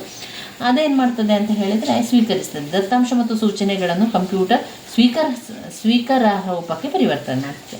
ಪರಿವರ್ತನೆಯಾದ ದಶಮಾಂಶ ಮತ್ತು ಸೂಚನೆಗಳನ್ನು ಮುಂದಿನ ಸಂಸ್ಕರಣಾ ಕಾರ್ಯಕ್ಕೆ ಅದನ್ನು ಬಳಸುವಂಥದ್ದು. ಇನ್ನು 2ನೇ ಪಾಯಿಂಟ್ನಲ್ಲಿ ಸಂಗ್ರಹಣಾ ಘಟಕ. ಮಾಹಿತಿ ಶೇಖರಿಸಿಡುವ ಕಾರ್ಯ ಶೇಖರಣಾ ಘಟಕವಾಗಿದೆ. ಶೇಖರಣೆ 2 ವಿಧವಾಗಿದೆ: ತಾತ್ಕಾಲಿಕ ಸಂಗ್ರಹ ಮತ್ತು ಶಾಶ್ವತ ಸಂಗ್ರಹ. ಪ್ರಾಥಮಿಕ ಸಂಗ್ರಹ ಮತ್ತು ದ್ವಿತೀಯ ಸಂಗ್ರಹ. ಶೇಖರಣಾ ಘಟಕ ಕೆಳಗಿನ ಕಾರ್ಯಗಳನ್ನು ನಿರ್ವಹಿಸುತ್ತದೆ. ಯಾವುದೆಲ್ಲ ಕಾರ್ಯ ಸಂಗ್ರಹಣಾ ಘಟಕಕ್ಕೆ? ದತ್ತಾಂಶ ಮತ್ತು ಪ್ರೋಗ್ರಾಂಗಳನ್ನು ಸಂಗ್ರಹಿಸುವುದು. ಇದು ಪ್ರಕ್ರಿಯೆಯ ಮಧ್ಯಂತರ ಫಲಿತಾಂಶಗಳನ್ನು ಸಂಗ್ರಹಿಸುವುದು. ಪ್ರಕ್ರಿಯೆಯ ಅಂತಿಮ ಫಲಿತಾಂಶಗಳನ್ನು ಔಟ್ಪುಟ್ ಘಟಕದಿಂದ ಹಾದು ಹೋಗುವ ಮೊದಲು ಇದನ್ನು ಸಂಗ್ರಹಿಸುವುದು. ದತ್ತಾಂಶ ಮತ್ತು ಪ್ರೋಗ್ರಾಂಗಳನ್ನು ಸಂಗ್ರಹಿಸುವುದು. ಪ್ರಕ್ರಿಯೆಯ ಮಧ್ಯಂತರ ಫಲಿತಾಂಶಗಳನ್ನು ಸಂಗ್ರಹಿಸುವುದು. ಅಂತಿಮ ಫಲಿತಾಂಶ ಘಟಕದಿಂದ ಹಾದು ಹೋಗುವ ಮೊದಲು ಇದನ್ನು ಸಂಗ್ರಹಿಸುವುದು. ಇದು ಸಂಗ್ರಹಣಾ ಘಟಕ ಆಯಿತು. ಇನ್ನು ಕೇಂದ್ರ ಸಂಸ್ಕರಣಾ ಘಟಕ ಅಂದರೆ CPU, ಸೆಂಟ್ರಲ್ ಪ್ರೊಸೆಸಿಂಗ್ ಯೂನಿಟ್. ಅದರಲ್ಲಿ 2: ಕಂಟ್ರೋಲ್ ಯೂನಿಟ್ 1, ಅಂಕಗಣಿತ ಮತ್ತು ತರ್ಕಶಾಸ್ತ್ರದ ಯೂನಿಟ್. ಆಮೇಲೆ ನಿಯಂತ್ರಣ ಘಟಕ.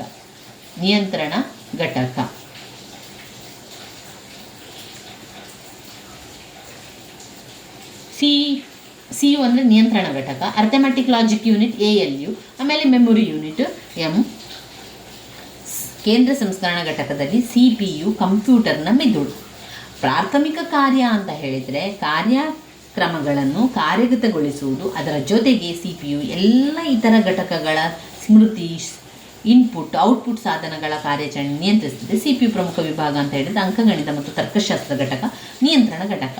ಅಂಕಗಣಿತ ಮತ್ತು ತರ್ಕಶಾಸ್ತ್ರ ಘಟಕದಲ್ಲಿ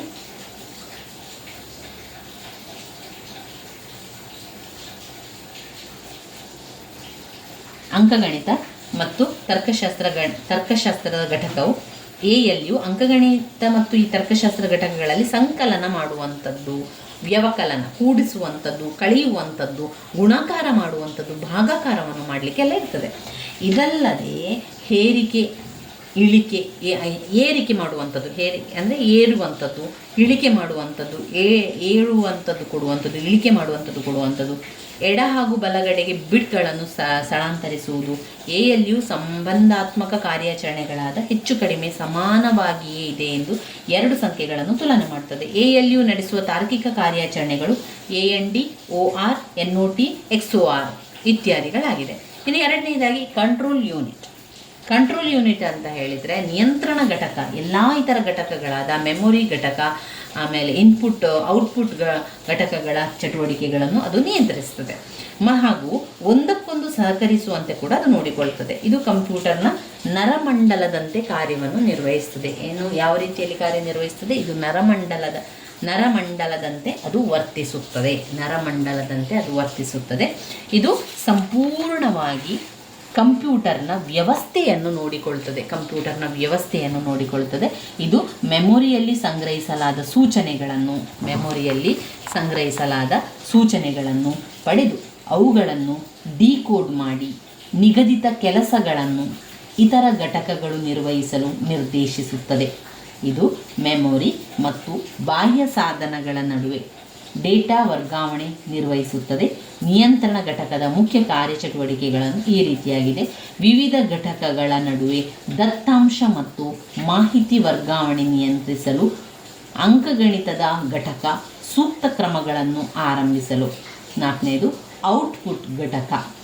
ಉತ್ಪನ್ನ ಸಾಧನಗಳು, ಫಲಿತಾಂಶಗಳು ಮತ್ತೆ ಬೇರೆ ಮಾಹಿತಿಯನ್ನು ಕಂಪ್ಯೂಟರ್ನಿಂದ ಪಡೆಯಲು ಮತ್ತು ಬಳಕೆದಾರರಿಗೆ ಅವುಗಳನ್ನು ಒದಗಿಸಲು ಉಪಯೋಗಿಸಲಾಗ್ತದೆ. ಇಲ್ಲಿ ಔಟ್ಪುಟ್ ಅಂತ ಬಂದಾಗ ನಾವು ಒಂದು ಸಮಸ್ಯೆಯನ್ನು ಕಂಪ್ಯೂಟರಿಗೆ ಕೊಟ್ಟು ಆ ಒಂದು ಸಮಸ್ಯೆಯನ್ನು ಬಗೆಹರಿಸಬೇಕು ಅಥವಾ ಉತ್ತರ ನಮಗೆ ಸಿಗಬೇಕು ಅಂತಾದರೆ ಅದು ಔಟ್ಪುಟ್ ಮೂಲಕ ನಮಗೆ ಅದು ಕೊಡುವಂಥದ್ದು. ಕಂಪ್ಯೂಟರ್ ಮಾಹಿತಿಯನ್ನು ಬೈನರಿ ರೂಪದಲ್ಲಿ ಔಟ್ಪುಟ್ ಸಾಧನಕ್ಕೆ ಕಳುಹಿಸಿಕೊಡ್ತದೆ. ಕೆಲವು ಜನಪ್ರಿಯ ಔಟ್ಪುಟ್ ಘಟಕಗಳು ದರ್ಶಕ ಘಟಕ, ಪ್ರಿಂಟರ್, ಪ್ಲಾಟರ್ ಇತ್ಯಾದಿ. ಸಂಕ್ಷಿಪ್ತವಾಗಿ ಕೆಳಗಿನ ಕಾರ್ಯಗಳನ್ನು ಒಂದು ಔಟ್ಪುಟ್ ಘಟಕ ನಿರ್ವಹಿಸುತ್ತದೆ. ಯಾವ ರೀತಿಯಾಗಿ?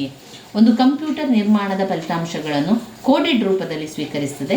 ಒಂದು ಕೋಡೆಡ್ ಫಲಿತಾಂಶಗಳನ್ನು ಮಾನವ ಸ್ವೀಕೃತ ರಚನೆಗೆ ಪರಿವರ್ತಿಸುತ್ತದೆ. ಮೂರನೇದು, ಇದು ಪರಿವರ್ತನೆ ಫಲಿತಾಂಶಗಳನ್ನು ಹೊರಗಿನ ಪ್ರಪಂಚಕ್ಕೆ ಪೂರೈಸುವಂಥದ್ದು.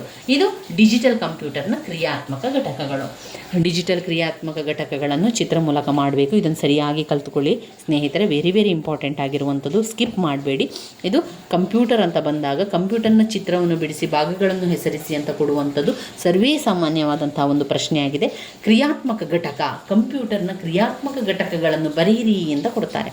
ಆಗ ನಾವು ಒಂದು ಪುಟದಷ್ಟು ಚಿತ್ರವನ್ನು ಮಾಡಿ ಉಳಿದಿರುವಂತಹ ಪಾಯಿಂಟ್ಸ್ಗಳನ್ನು ವಿವರಿಸ್ತಾ ಹೋಗುವಂಥದ್ದು.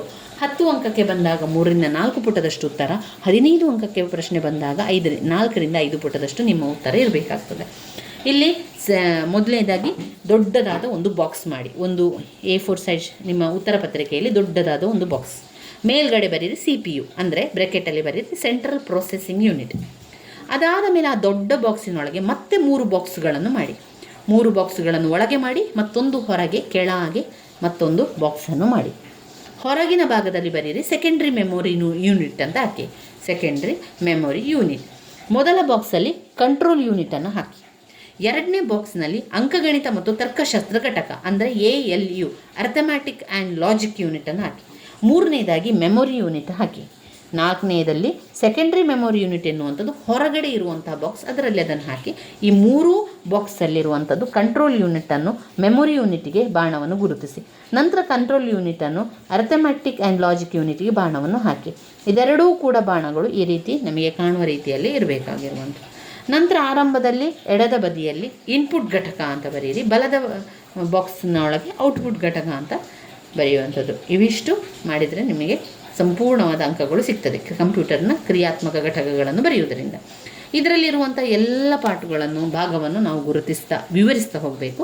ಒಂದು ಇನ್ಪುಟ್ ಘಟಕ, ಔಟ್ಪುಟ್ ಘಟಕ, control unit, ಅರ್ಥಮ್ಯಾಟಿಕ್ and logic unit, memory unit, secondary memory unit, ಈ ಒಂದು 6 ಪಾಯಿಂಟ್ಸ್ಗಳನ್ನು ಸಂಪೂರ್ಣವಾಗಿ ವಿವರಿಸ್ತಾ ಹೋಗುವಂಥದ್ದು.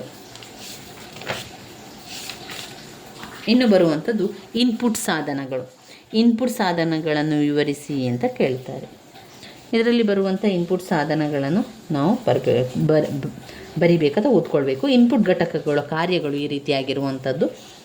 ಮಾಹಿತಿ ಮತ್ತು ಪ್ರೋಗ್ರಾಮ್ಗಳನ್ನು ಸ್ವೀಕರಿಸುತ್ತದೆ. ಇದು ದಶಮಾಂಶ ಮತ್ತು ಸೂಚನೆಗಳನ್ನು ಕಂಪ್ಯೂಟರ್ ಸ್ವೀಕಾರಾರ್ಹ ರೂಪವಾಗಿ ಪರಿವರ್ತಿಸುತ್ತದೆ. ಪರಿವರ್ತನೆಯಾದ ದಶಮಾಂಶ ಮತ್ತು ಸೂಚನೆಗಳನ್ನು ಮುಂದಿನ ಸಂಸ್ಕರಣಾ ಕಾರ್ಯಕ್ಕೆ ಅದನ್ನು ಪೂರೈಸುತ್ತದೆ. ಇನ್ಪುಟ್ ಸಾಧನಗಳ ಬಗ್ಗೆ ತಿಳ್ಕೊಳ್ಳುವ. ಯಾವುದೇ ರೀತಿಯ ಇನ್ಪುಟ್, ಉದಾಹರಣೆಗೆ ಅಕ್ಷರಗಳು, ಸಂಖ್ಯೆಗಳು, ಚಿಹ್ನೆಗಳು, ಬಣ್ಣಗಳು, ಧ್ವನಿ ಮುಂತಾದ ದತ್ತಾಂಶಗಳನ್ನು ಇನ್ಪುಟ್ ಸಾಧನಗಳ ಮೂಲಕ ಕಂಪ್ಯೂಟರ್ಗೆ ನಾವು ಕೊಡ್ಬೋದು. ಸಂಕ್ಷಿಪ್ತವಾಗಿ ಕೆಲವು ಜನಪ್ರಿಯ ಇನ್ಪುಟ್ ಸಾಧನಗಳು ಅಂತ ಹೇಳಿದರೆ ಅದರಲ್ಲಿ ಕೀಲಿಮಣೆ ಅಂದರೆ keyboard, mouse, joystick, floppy, hard disk, punch card, optical mark reader ಇತ್ಯಾದಿ. ಇನ್ಪುಟ್ ಘಟಕಗಳ ಕಾರ್ಯಗಳು ಈ ರೀತಿಯಾಗಿ ಕಾರ್ಯನಿರ್ವಹಿಸುತ್ತದೆ. ಅದು ಮಾಹಿತಿ ಮತ್ತು ಪ್ರೋಗ್ರಾಮ್ಗಳನ್ನು ಸ್ವೀಕರಿಸುತ್ತದೆ ಅಥವಾ ಓದುತ್ತದೆ. ಇದು ದಶಮಾಂಶ ಮತ್ತು ಸೂಚನೆಗಳನ್ನು ಕಂಪ್ಯೂಟರ್ ಸ್ವೀಕಾರಾರ್ಹ ರೂಪದಲ್ಲಿ ಪರಿವರ್ತಿಸುತ್ತದೆ. ಪರಿವರ್ತನೆಯಾದ ದಶಮಾಂಶ ಮತ್ತು ಸೂಚನೆಗಳನ್ನು ಮುಂದಿನ ಸಂಸ್ಕರಣಾ ಕಾರ್ಯಕ್ಕೆ ಅದು ಪೂರೈಸುತ್ತದೆ. ಇನ್ಪುಟ್ ಸಾಧನಗಳು. ಇನ್ಪುಟ್ ಸಾಧನ ಒಂದು ಬಾಹ್ಯ ಸಾಧನವಾಗಿದ್ದು ಕಂಪ್ಯೂಟರ್ಗೆ ಮಾಹಿತಿ ಮತ್ತು ನಿಯಂತ್ರಣ ಸಂಕೇತಗಳನ್ನು ಒದಗಿಸಲು ಅದನ್ನು ಬಳಸ್ತದೆ. ಅಂದರೆ ಇಲ್ಲಿ ಇನ್ಪುಟ್ ಸಾಧನ ಅಂತ ಹೇಳಿ ಅದೇನು ಮಾಡ್ತದೆ, ಅದು ಬಾಹ್ಯ ಸಾಧನ, ನಮಗೆ ಕಣ್ಣಿಗೆ ಕಾಣುವಂಥದ್ದು ಇನ್ಪುಟ್ ಸಾಧನ. ಯಾವುದು ಔಟ್ಪುಟ್ ಸಾಧನ? ಔಟ್ಪುಟ್ ಸಾಧನಗಳು ಒಳಗೆ ಇರುವಂಥದ್ದು, ಕಂಪ್ಯೂಟರ್ನ ಒಳಗಡೆ ಇರುವಂಥ ಎಲ್ಲ ವಿಚಾರಗಳು ಕೂಡ ಔಟ್ಪುಟ್ ಸಾಧನಗಳು. ಇನ್ಪುಟ್ ಸಾಧನ ಅಂದರೆ ಹೊರಗಿನ ಇರುವ ವಿಚಾರಗಳು, ಬಾಹ್ಯ ಸಾಧನಗಳು ನಮಗೆ ಅದು ನೋಡಲಿಕ್ಕೆ ಸಿಗ್ತದೆ, ಅಥವಾ ಕಂಪ್ಯೂಟರ್ನ ಮಾಹಿತಿ ಮತ್ತು ನಿಯಂತ್ರಣ ಸಂಕೇತಗಳನ್ನು ಒದಗಿಸಲು ಅದನ್ನು ನಾವು ಬಳಸ್ತೇವೆ.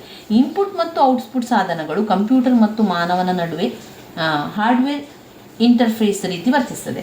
ಇನ್ಪುಟ್ ಸಾಧನಗಳನ್ನು ನಾವು ಯಾವ ಪ್ರಕಾರವಾಗಿ ವರ್ಗೀಕರಿಸಲಾಗಿದೆ? ಇನ್ಪುಟ್ ಪದ್ಧತಿಗಳಲ್ಲಿ, ಉದಾಹರಣೆ ಯಾಂತ್ರಿಕ ಚಲನೆಯ, ಆಡಿಯೋ, ದೃಶ್ಯ ಇತ್ಯಾದಿ. ಇನ್ಪುಟ್ ಮಾದರಿ ಆಧಾರದ ಮೇಲೆ ನಿರಂತರ ಅಥವಾ ಪ್ರತ್ಯೇಕವಾದ ಸಾಧನ.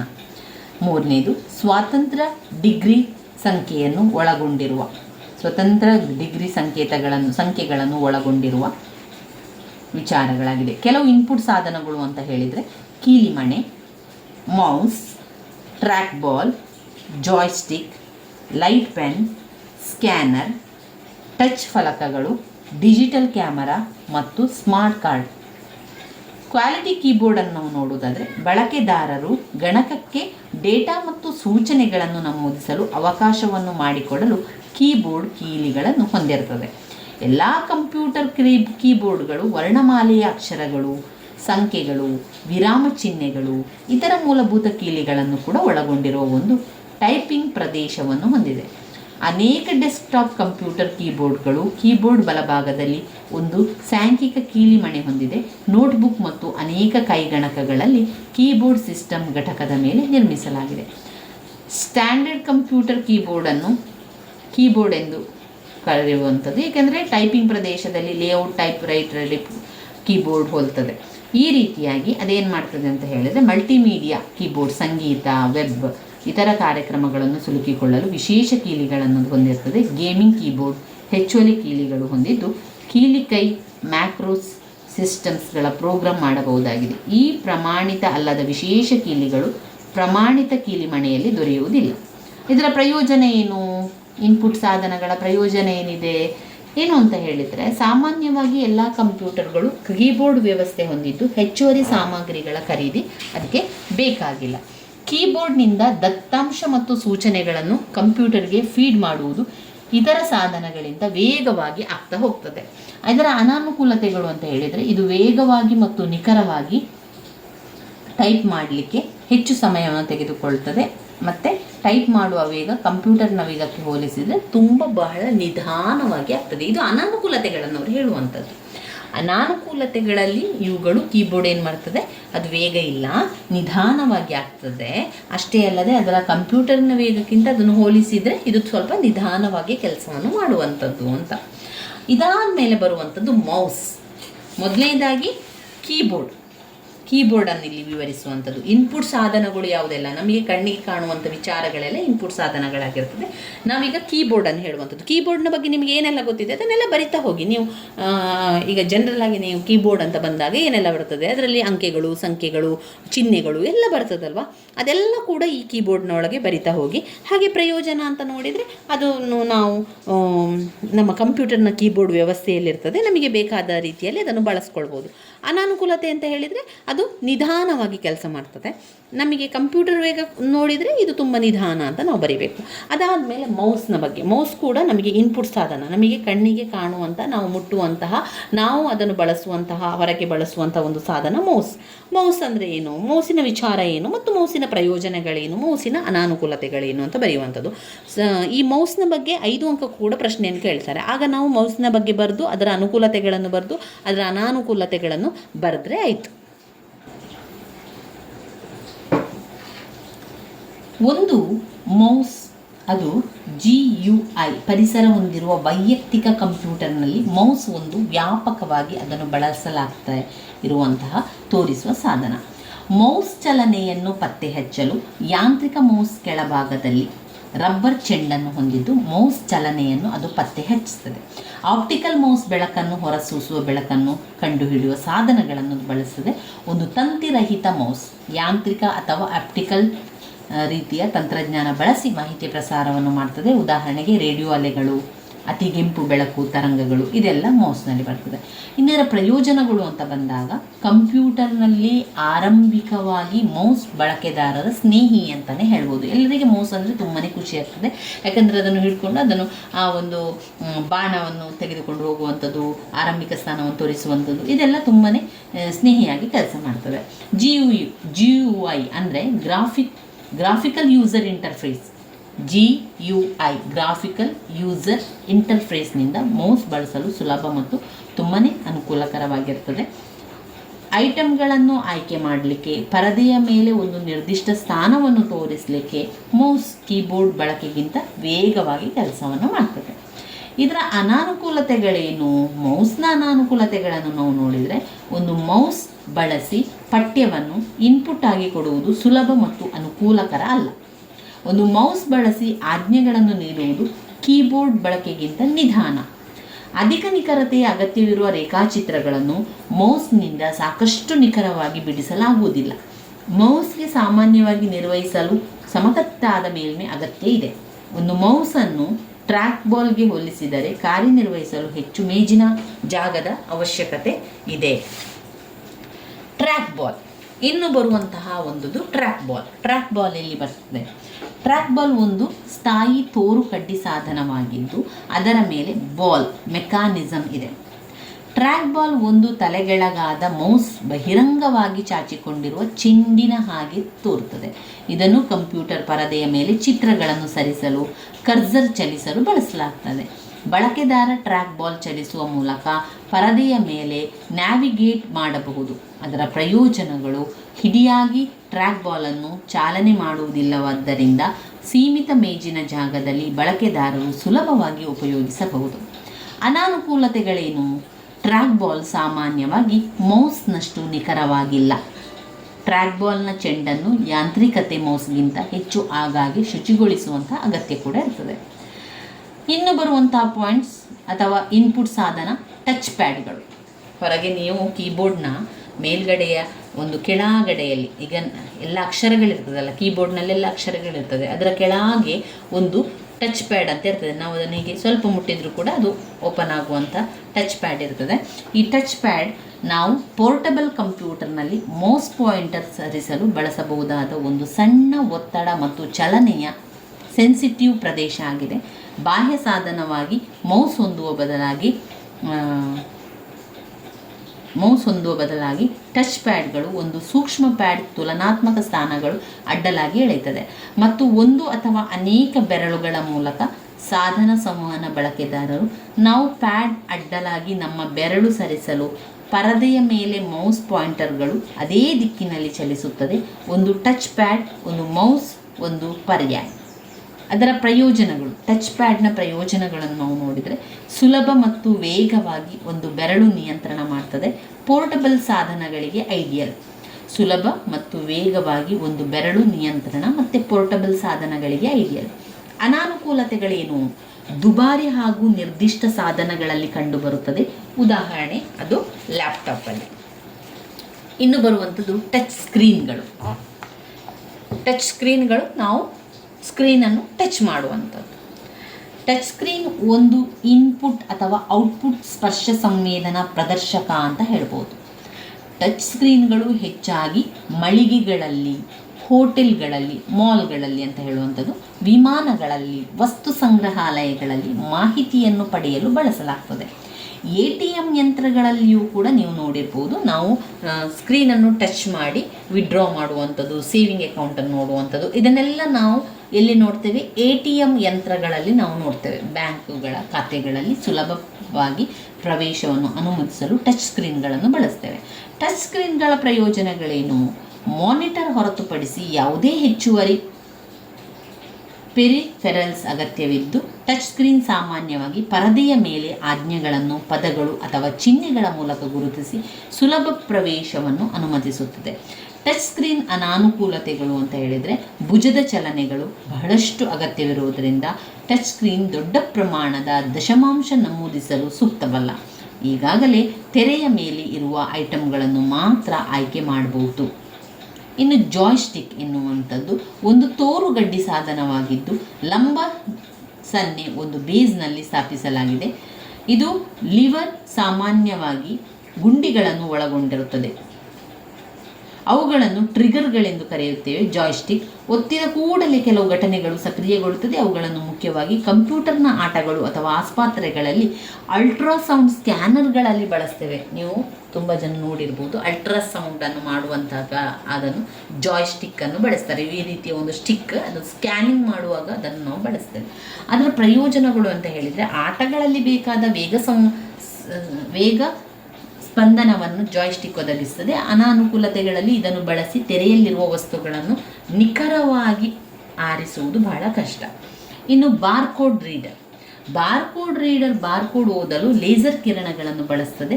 ಬಾರ್ಕೋಡ್ ರೀಡರ್ ಬಾರ್ಕೋಡ್ ಸಾಲುಗಳ ಮೂಲಕ ಹಾದು ಹೋಗುವ ಬೆಳಕಿನ ಮಾದರಿಗಳನ್ನು ಬಳಸಿ ಬಾರ್ಕೋಡ್ ಓದುತ್ತದೆ.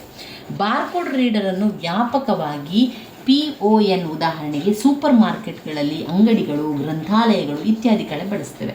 ಅದರ ಪ್ರಯೋಜನಗಳು ಅಂತ ಹೇಳಿದರೆ ಮಾಹಿತಿ ಪ್ರವೇಶ ಪ್ರಕ್ರಿಯೆ ವೇಗವಾಗಿ ಮತ್ತು ನಿಖರವಾಗಿದೆ.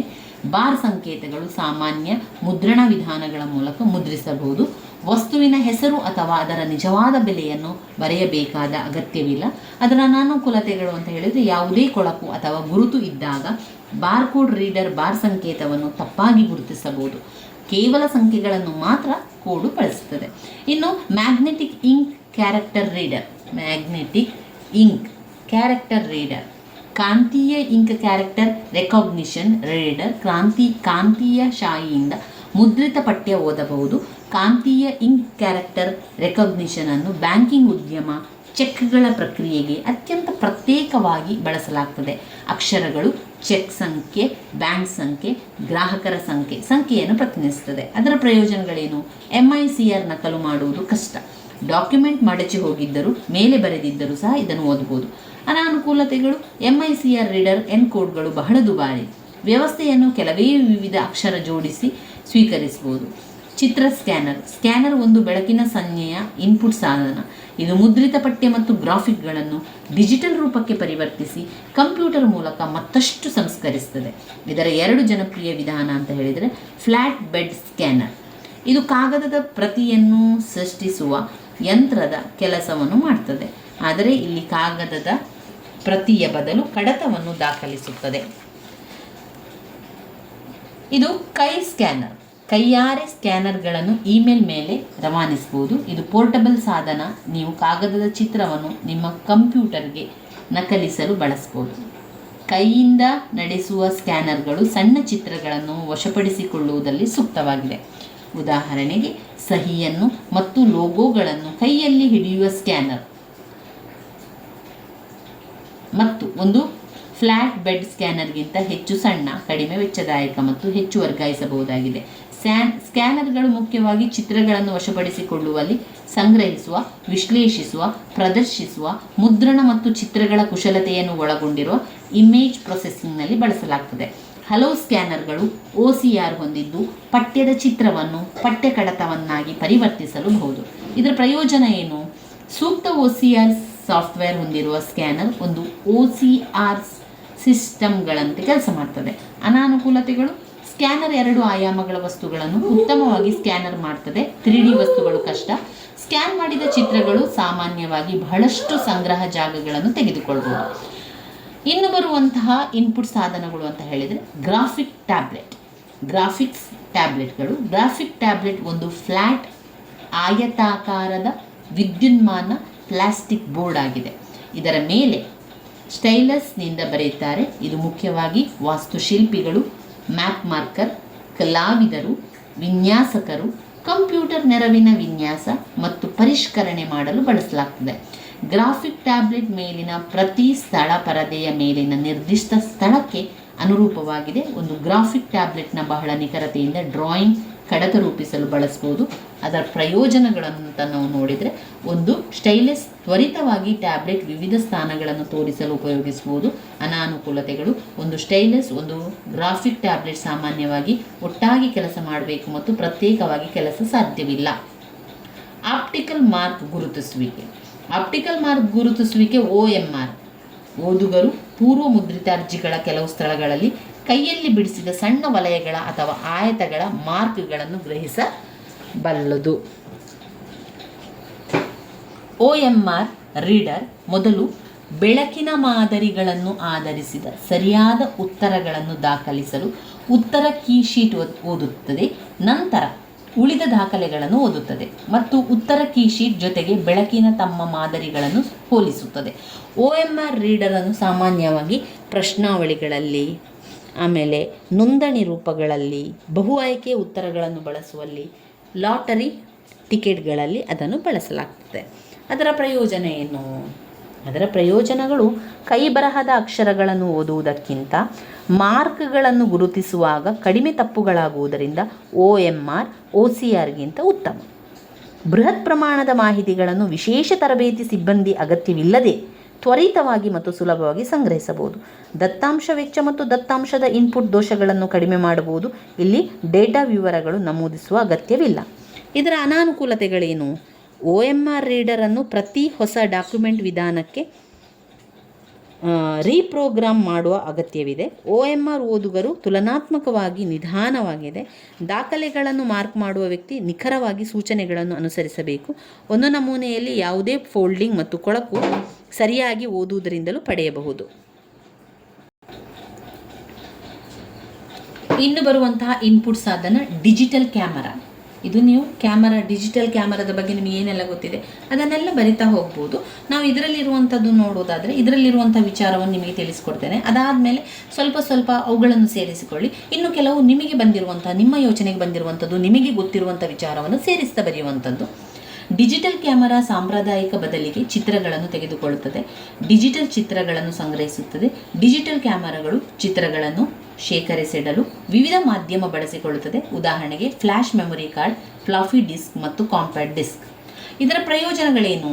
ಚಿತ್ರಗಳ ಖರೀದಿ ಮತ್ತು ಅಭಿವೃದ್ಧಿ ವೆಚ್ಚವನ್ನು ದೀರ್ಘಾವಧಿಯಲ್ಲಿ ಉಳಿಸಬಹುದು. ತೆಗೆದುಕೊಂಡ ಚಿತ್ರಗಳ ಪರಿಶೀಲನೆಯನ್ನು ಮಾಡಬಹುದು. ಅನಗತ್ಯ ಚಿತ್ರಗಳನ್ನು ಮುನ್ನೋಟ ನಂತರ ತಕ್ಷಣ ಅಳಿಸಬಹುದು. ಛಾಯಾಗ್ರಹಣದ ಚಿತ್ರಗಳನ್ನು ಒಂದು ಸ್ಕ್ಯಾನರ್ ಬಳಸದೆ ನೇರವಾಗಿ ಡಿಜಿಟಲ್ ಕೂಡ ಮಾಡಬಹುದು. ಇದರ ಅನಾನುಕೂಲತೆಗಳೇನು? ಅನಾನುಕೂಲತೆಗಳು ಡಿಜಿಟಲ್ ಕ್ಯಾಮರಾಗಳು ಸಾಮಾನ್ಯವಾಗಿ ಸಾಮಾನ್ಯ ಕ್ಯಾಮರಾಗಳಿಗಿಂತ ಹೆಚ್ಚು ದುಬಾರಿ ಅಂತ ಹೇಳ್ತಾರೆ. ಡಿಜಿಟಲ್ ಕ್ಯಾಮರಾಗಳ ಫೋಟೋ ಮುದ್ರಣದ ವೆಚ್ಚ ಸಾಮಾನ್ಯ ಚಿತ್ರದ ಕ್ಯಾಮರಾಗಳಿಂದ ಅದು ಹೆಚ್ಚಾಗಿದೆ. ಬೆಳಕಿನ ಪೆನ್. ಲೈಟ್ ಪೆನ್ ಬೆಳಕಿನ ಅಸ್ತಿತ್ವವನ್ನು ಪತ್ತೆ ಮಾಡುವ ಒಂದು ತೋರುಗಡ್ಡಿ ಸಾಧನ. ಕಂಪ್ಯೂಟರ್ ಪರದೆಯ ಮೇಲೆ ಒಂದು ಲೈಟ್ ಪೆನ್ ಸೂಚಿಸುವ ಮತ್ತು ಅದರ ಇನ್ಪುಟ್ ಗುಂಡಿಯನ್ನು ಒತ್ತುವ ಮೂಲಕ ನಾವು ಒಂದು ಮೆನುವಿನಿಂದ ಆಯ್ಕೆ ಮಾಡಬಹುದು, ಚಿತ್ರವನ್ನು ಬಿಡಿಸಬಹುದು ಅಥವಾ ನಾವು ಬಳಸುತ್ತಿರುವ ಕಂಪ್ಯೂಟರ್ ಪ್ರೋಗ್ರಾಂ ಅನುಮತಿಸಿದ ಯಾವುದೇ ಕಾರ್ಯವನ್ನು ನಿರ್ವಹಿಸಬಹುದು. ಲೈಟ್ ಪೆನ್ಗಳನ್ನು ಉದಾಹರಣೆಗೆ ಆರೋಗ್ಯ ವೃತ್ತಿಪರರು ಮತ್ತು ಎಂಜಿನಿಯರ್ಗಳು ವಿನ್ಯಾಸ ಕೆಲಸಕ್ಕೆ ಬಳಸ್ತಾರೆ. ಪ್ರಯೋಜನಗಳೇನು? ಒಂದು ಮೌಸ್ ಬಳಕೆಗಿಂತ ಲೈಟ್ ಪೆನ್ ಬಳಕೆ ಹೆಚ್ಚು ನೇರ ಮತ್ತು ಹೆಚ್ಚು ನಿಖರ. 2. ಲೈಟ್ ಪೆನ್ ಸೀಮಿತ ಡೆಸ್ಕ್ಟಾಪ್ ಸ್ಥಳಗಳ ಅನ್ವಯಗಳಿಗಾಗಿ ಅನುಕೂಲಕರ. ಅನಾನುಕೂಲತೆಗಳೇನು?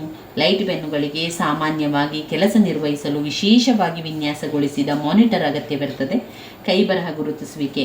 ಕೈಬರಹವನ್ನು ಗುರುತಿಸುವಿಕೆ ಒಂದು ಕಂಪ್ಯೂಟರ್ನ ನೈಸರ್ಗಿಕ ಕೈಬರಹದಲ್ಲಿ ಬರೆದ ಅಕ್ಷರಗಳು ಕೈಯಲ್ಲಿ ಬರೆದ ಇತರ ಚಿಹ್ನೆಗಳನ್ನು ಗುರುತಿಸುವ ಒಂದು ತಂತ್ರಗಾರಿಕೆಯಾಗಿದೆ.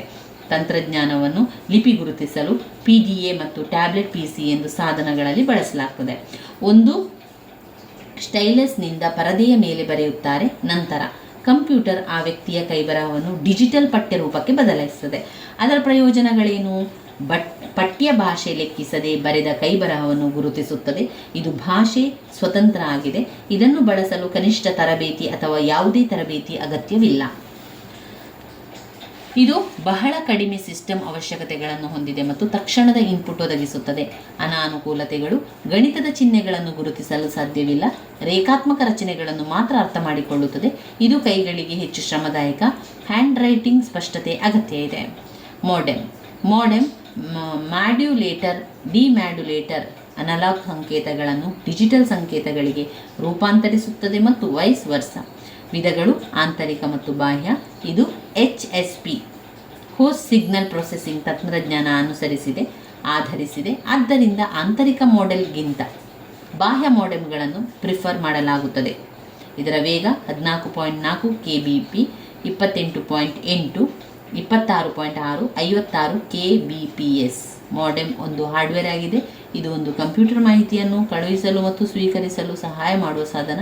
ಇದು ದೂರವಾಣಿ ಮೂಲಕ ಬರುವ ಅನಲಾಗ್ ಸಿಗ್ನಲ್ಗಳನ್ನು ನಿಮ್ಮ ಕಂಪ್ಯೂಟರ್ ಬಳಸುವ ಡಿಜಿಟಲ್ ಸಿಗ್ನಲ್ಗಳಾಗಿ ಪರಿವರ್ತಿಸುವ